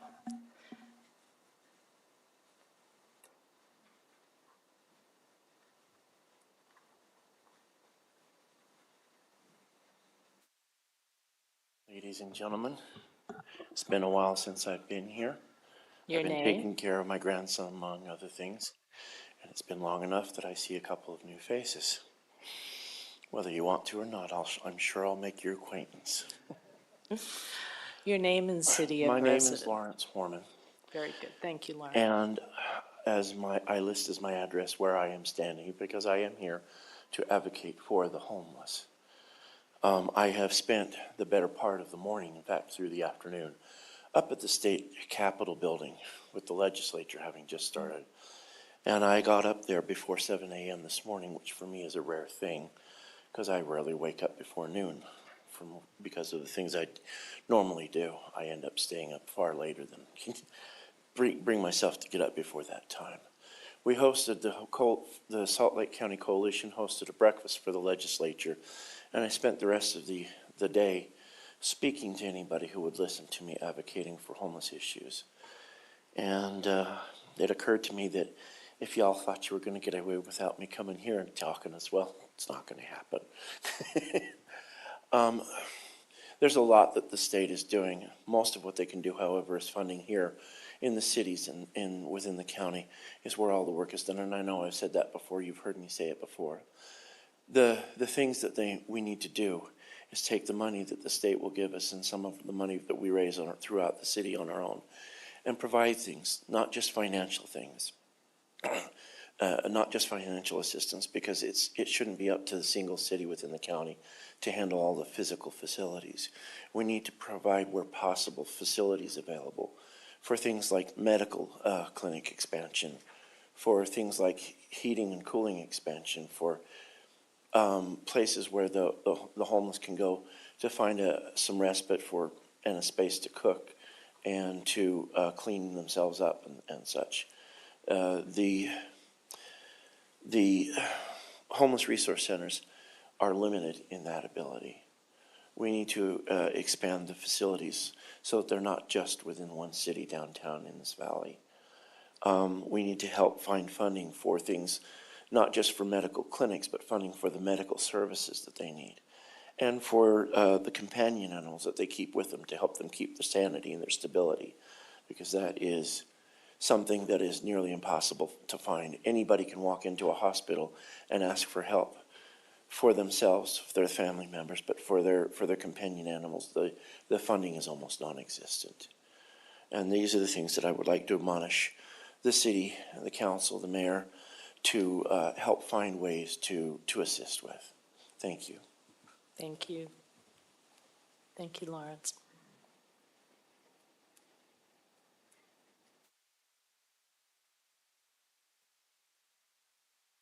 Any other comments?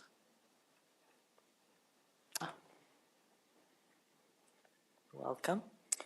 First time I've done this, so it's a Good for you. new protocol. My name is Kevin Weston-Sco. I am a resident of Murray, have been since 1972. Love Murray. My thoughts and admonition to the city is to utilize the citizens of Murray City in an organized fashion to be better prepared in the event of an emergency and not wait until it's too late. There are efforts at hand to train and prepare the city by way of communications, by way of CERT training. I know the city's actively involved in that. But once they're trained, then the citizens go off and they forget what they learned 3 months ago in that class. I'm proposing that we have ongoing continuing education through volunteer groups that are anxiously engaged in trying to be prepared and be involved in this process. I know that the city is proposing a coalition effort, which I presented to them, what was it, a year ago or so, Mayor? And I think that's great, but it needs to reach down to the citizen level and involve the citizens. Murray's a very great community. We have a very close-knit group, and we need to utilize that love for Murray City in preparing ourselves to be self-sufficient, self-reliant in the event that crap hits the fan tomorrow. We never know when things are going to happen. I know it's a lot to do in case something may or may not happen, but I'd rather be over-prepared than under-prepared. And I know the city is making efforts to do that. I'm just trying to encourage them to reach out more and utilize the citizens of Murray. There are people wanting and willing to participate. They just don't know what and where to go and how to do that. So that is my thoughts to Murray City. I hope and pray that you'll take that into consideration and reach out and help Murray City be better prepared in the day that something may or may not happen. And I'm talking emergency, I'm talking adding aid to the hospital, volunteers for the police department, fire department, wherever it can be used, traffic control, whatever. I know my time's up, so I'll close because I could keep going for a long time. Thank you for your time, and I appreciate that. Thanks. Thank you, Kevin. Councilwoman Turner, I know we're not supposed to do this. So Kevin Weston-Sco, correct? Yes. What is your address? I didn't catch it. I'm sorry, I'm at 5778 South Ayrshire Drive, over in what they refer to as the dairy, just off 5900 South and about 4th East. Okay. Can you stay afterwards so I can talk to you about some- Absolutely. Okay, thank you. Okay, thank you. Also, I neglected to welcome the council. I mean, oh my goodness, I welcomed our audience, but I didn't welcome the council. So, welcome Brooke, welcome Mayor, welcome GL, and all the council members, and Jennifer. So, anyway, we're all present, and now we'll continue on. The consent agenda, and Mayor Hales will be presenting. Oh, are there any other citizen comments? Oh my goodness. Okay, good. Thank you. Now, Mayor Hales.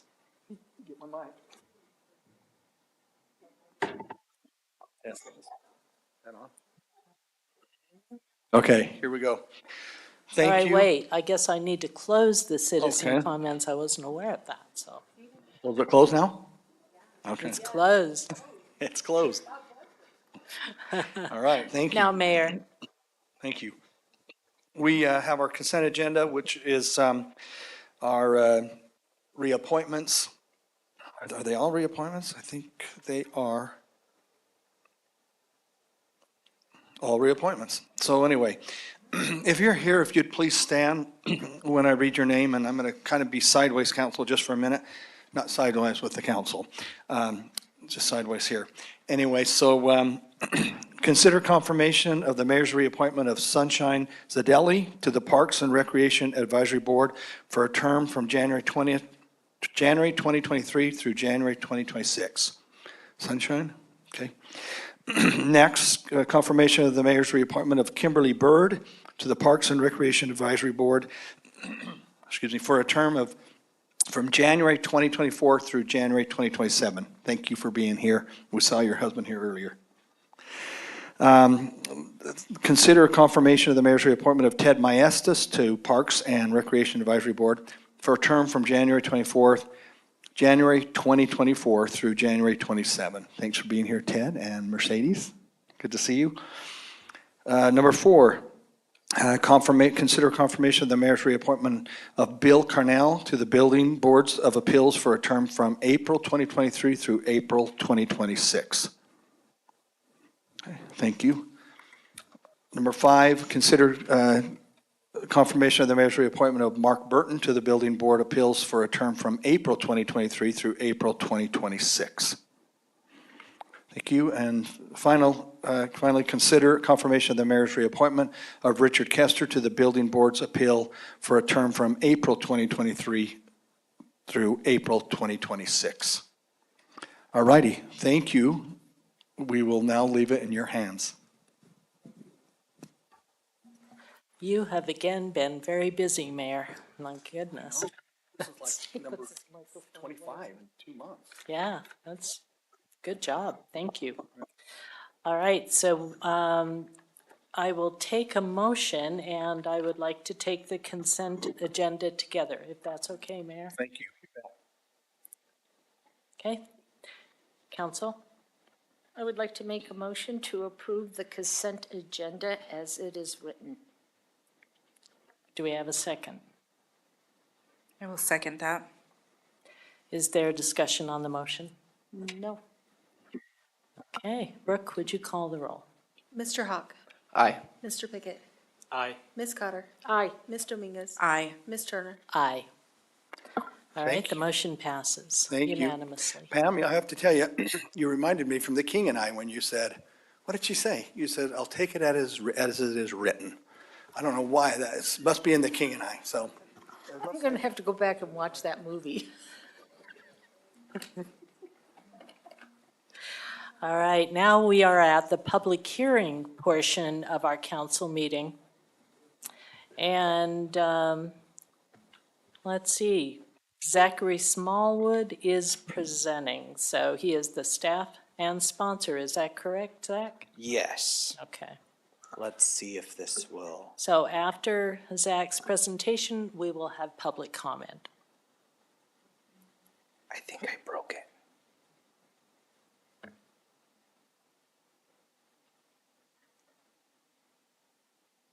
Do I have? Okay.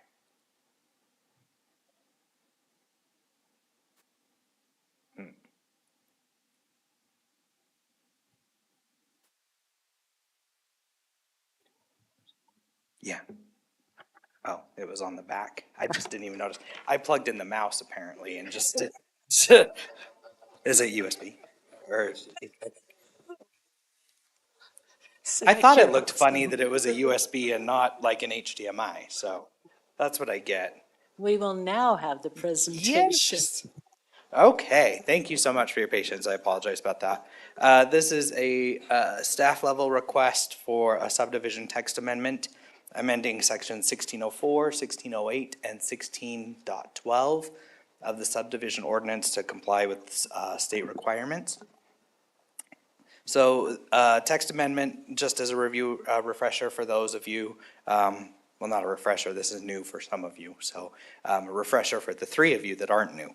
A text amendment is a change in the ordinance, meaning that that we're just actually changing how we operate through that ordinance and the laws in that.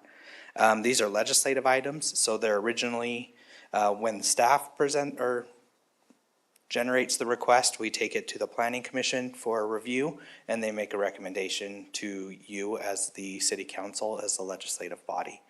And then, yeah, you guys make the final decision on whether to approve or deny the application.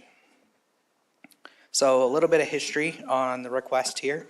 So the state recently passed SB 174 in the last legislative session that requires subdivisions to go through a whole new public process. So a lot of cities, just for some historic background, had up to 4 public hearings for a subdivision approval process. 2 at the planning commission, 1 for preliminary and final, and then same at city council, 1 for preliminary and final. So Murray has not typically done this. Well, we haven't done this, mostly because of our form of government with a strong mayor, that kind of thing. You guys have delegated those responsibilities as the land use authority down to the planning commission, and they've handled the subdivision changes as an administrative review. So we've not been guilty of a lot of this. We've usually had 2 public hearings. But the state has been concerned, you know, there is a housing crisis countrywide, but also it's magnified here in Utah as well. So the state stepped in to try and remedy that, and SB 74 was their answer. So going forward, this is all kind of without getting into the nitty-gritty details of the actual text, because that's really boring, but really fun for people like GL and me. So this new law requires that subdivisions be reviewed by the administrative land use body, which is the planning commission. That's not really changing. No city or town councils are allowed. It does mandate certain shot clocks for submission. So once an applicant submits an application for subdivision, we have 15 business days to have that in front of the planning commission. So we've had to kind of adjust that. Maximum of 4 engineering reviews, that's new. So we've had to really hunker down on our applications. At the committee of the whole, I passed out an example of what the League of Cities and Towns has done. They recommended using Lehigh's application, and it's really substantial application that is just about ready to go live. I think Susan's reviewing it tomorrow, and then it'll go on up on our website, as long as everything gets adopted today. So preliminary subdivision, again, 15 business days, and it may have 1 public hearing, no more than that. So if they decide that they need to have more public input, they kind of have to continue that or what have you. Final subdivision, that's going to be reviewed in-house at a staff level. We have up to 20 business days to review that. No public body is involved in that one. So just everything that I just said is now kind of encapsulated in the graphic above. I'll kind of go through this pretty quickly. Current process is we require a concept review. It's an internal review where all the departments check for, you know, sewer capacity, water capacity, engineering checks for traffic impacts, all those fun things. And then we issue a letter to them. Once the developer amends their plans based on those concerns, they could submit for a preliminary subdivision. We do send out public notices for those, typically anywhere between 300 and 500 feet radius from the property. And then staff writes up a staff report based on those comments that get re-reviewed by those departments. And then we have a public hearing and action by the planning commission. Then after that, the developer addresses those items that were reviewed at the planning commission. A lot of times we'll see, especially in developed cities like ours, we see like planned unit developments, which usually allow for a consolidation of parcels, and you have to provide some sort of like open space requirement. So a lot of times they're fixing that open space requirement or something along those lines. And so then when they have their final done, their final preliminary or their final plat completed, then it comes before the planning commission again. No notice is required for that, so it just gets put on an agenda we write up a staff report, and then we do open it for public comment. And then they make the final approval there. Then just sometimes, this doesn't always happen, but a couple back and forth just to wrap up tiny bits of little things that might have been missed on a survey, or, you know, locations of things. And then we record the plat. So we go around, gather signatures. Well, engineering goes around, gather signatures from all the departments. And then it gets taken up to the county recorder's office, and now you have a subdivision. So that can take usually 3 to 6 months, usually, on our larger one. Some of these smaller ones, like flag lot subdivisions, can be really small and done really quickly. So the new process is, so that concept review, you'll notice, is now in yellow. We are not allowed to require that, but we do encourage it. And I have been working on doing this for the past few months, just testing it out, not requiring it, but encouraging it, and everybody has signed on to do concept reviews. They're very helpful. So I think that's worked out very well. And then we do the preliminary subdivision review, pretty much just the same as we did before. Notice, requirements, public hearing, staff report, all that fun stuff. And then again, developer addresses the items that were brought up by the planning commission.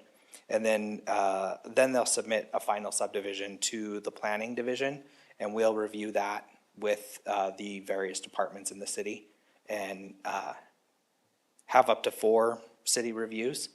And then it'll get signed and document gets recorded. So it is streamlining it a little bit. So yeah, I think it's gonna work out all right. So we've reviewed it against the general plan. It meets everything. It's not in, I can't think of the word, it's fine. It's in harmony with the general plan. Planning Commission voted 5-2 to make a recommendation of approval. The Planning Commission did amend staff's recommendation to allow them to review the final subdivision.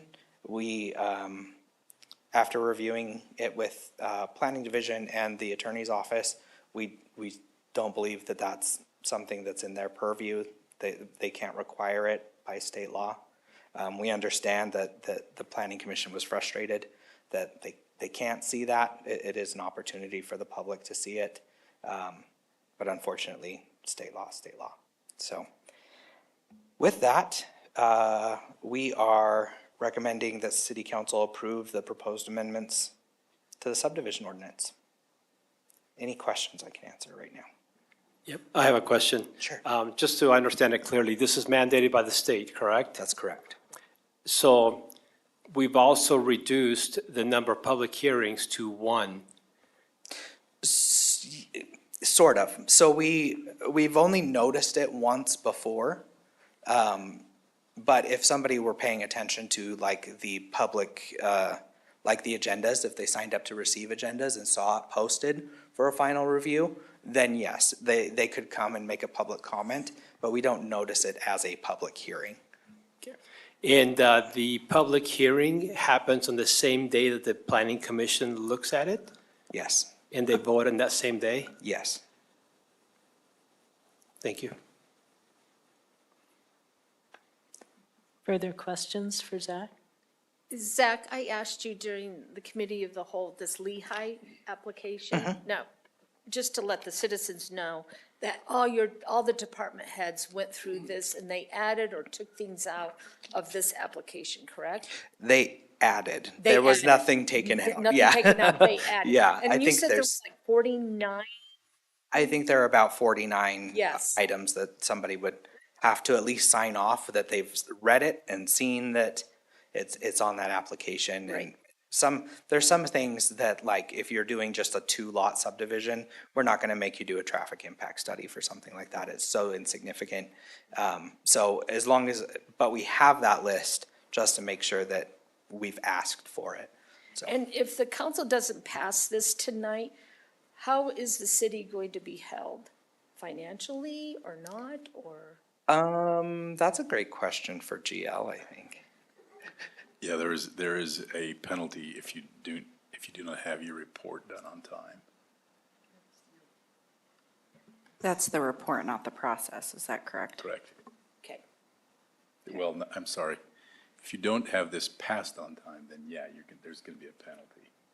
Okay. Yeah, and then there's also, if for some reason we just left our subdivision ordinance as is, and if we started requiring things that the state said we can't, like the concept review, for example, Yeah. we could end up being sued for that.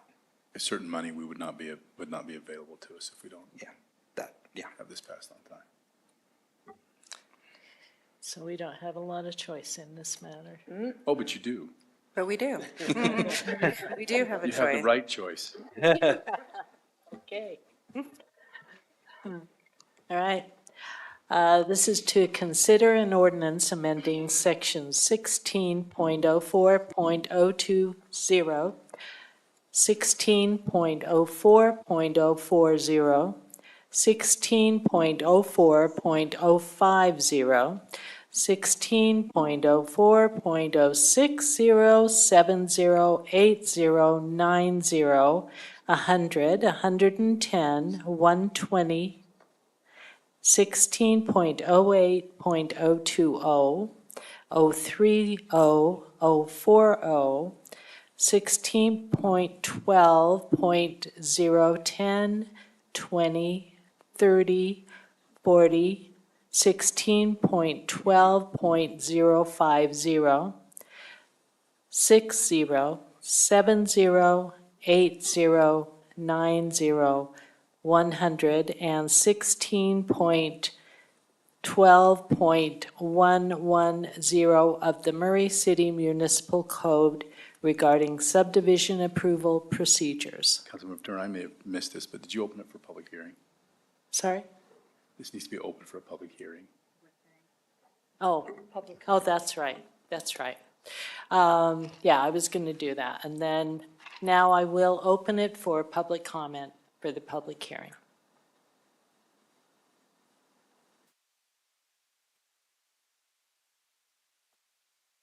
Again, kind of new to this, so I thought I'd take advantage while I was here. Is there any way of extending the notification to the public from just 300 to 500 feet of the impacted subdivision to that of the entire city? I have watched this city grow in many directions, and I have not been pleased. I think that Murray has received an impact just due to growth that's unreal, and I wish there was a way we could curtail it just a little bit. And it'd be nice if everyone in Murray had a say in new developments, and that's my opinion. The short answer is that notice goes out as in the form of an agenda that anybody in the city can read and then So it is put on the website. The notices we're talking about for public hearing are mailings. It would be cost prohibitive to mail to everybody in the city. So there is an agenda. So just the people within 300 to 500 Correct. feet receive a written notice? Correct. But the Okay. agenda is for everyone. So I if you see appreciate something you that. want to talk to, that's where Thank you you. look for it. Appreciate your time. Thank you.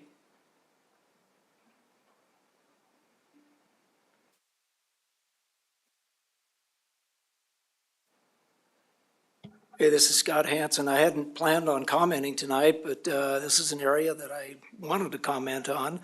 I believe in What is your city? Murray City resident. Yeah. 806 West, Quaking Aspen Drive. Do you need that? Yeah. Anyway, I believe in expediting the planning process. That's a good thing out there, but we don't ever want to jeopardize safety. We've seen some houses slip off the side of the mountain down in Draper. I don't think we have that issue in Murray, but we might. We do not ever want to jeopardize safety. So if we need to do a soil analysis, a water analysis, and it takes more than 15 days, we don't want to we don't want to jeopardize or make a mistake. So that's the only comment. Thank you. Thank you.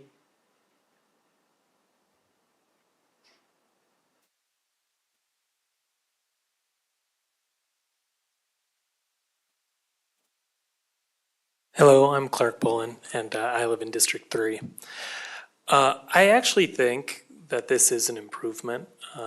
I've seen lots of citizens go to a planning commission meeting feeling like they had more sway over the decision than they actually do, and then come for a secondary approval, and some of the same citizens feeling like they should have more of a say than they do, and giving the false impression that citizens have an influence over a decision which is more procedural in nature, actually, I think may do more harm than good. I am generally for more public input, but I think to Kevin's point, he said to spread the area of notification. GL said that that is in the agenda. If the agenda went out earlier and gave the chance for it to be spread digitally to more people so that they felt like they could plan on being there if they live in that area. We have the tools in each council district. We have the means to be able to spread that digitally. So if we extended that timeline for the agenda to be out so that the word could spread and neighbors could let neighbors know, then that could maybe stand in place of a second public notice or a second public hearing. Thank you. Thank you, Clark.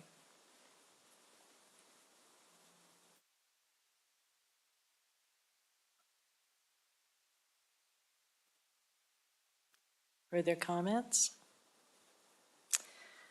Seeing none, I will close this public hearing and send it to the council for further comment or a motion. I would like to make a comment for the record.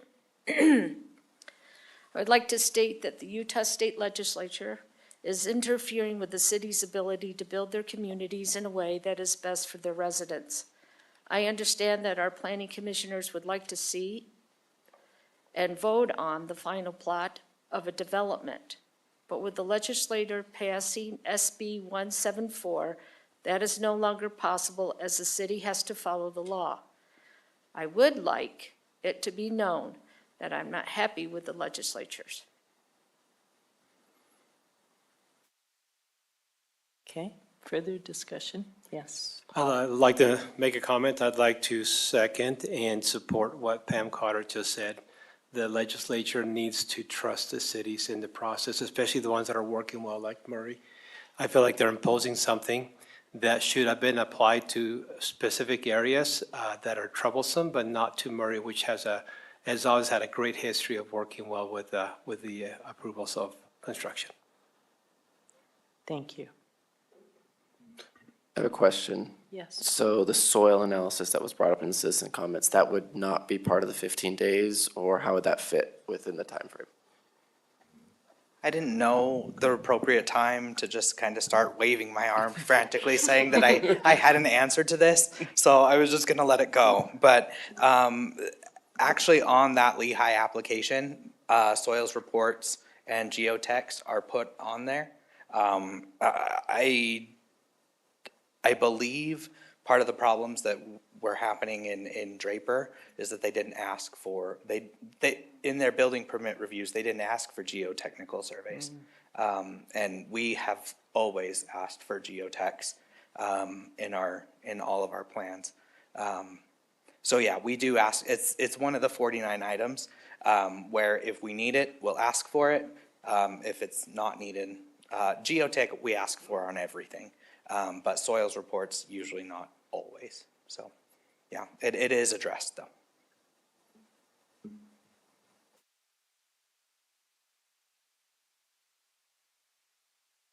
Okay. I would address a motion.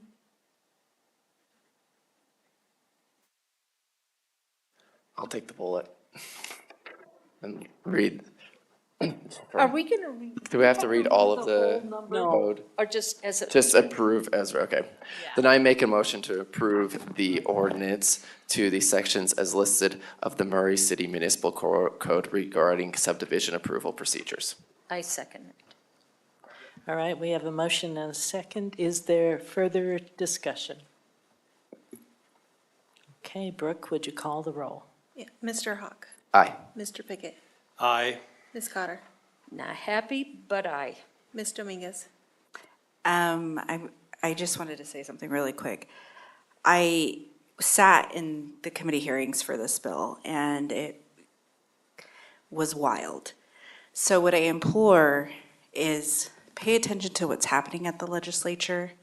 Preemption is real, and they're coming down with so many more other preemptions. When I say preemptions is when the state takes power away from cities and how they're governing their own cities. This was something that came up many times in the last election, and that's not something that we as a body can necessarily change. But with my vote, I do stand with our city, and I'm going to vote no. And then Ms. Turner? Aye. Okay, the motion passes 4-1. And that is our last public hearing. No business items, so we are at the mayor's report and questions. Thank you. All I have is just a reminder that 2 weeks from today is our board and commissions dinner. It will be held here, right here in the chamber.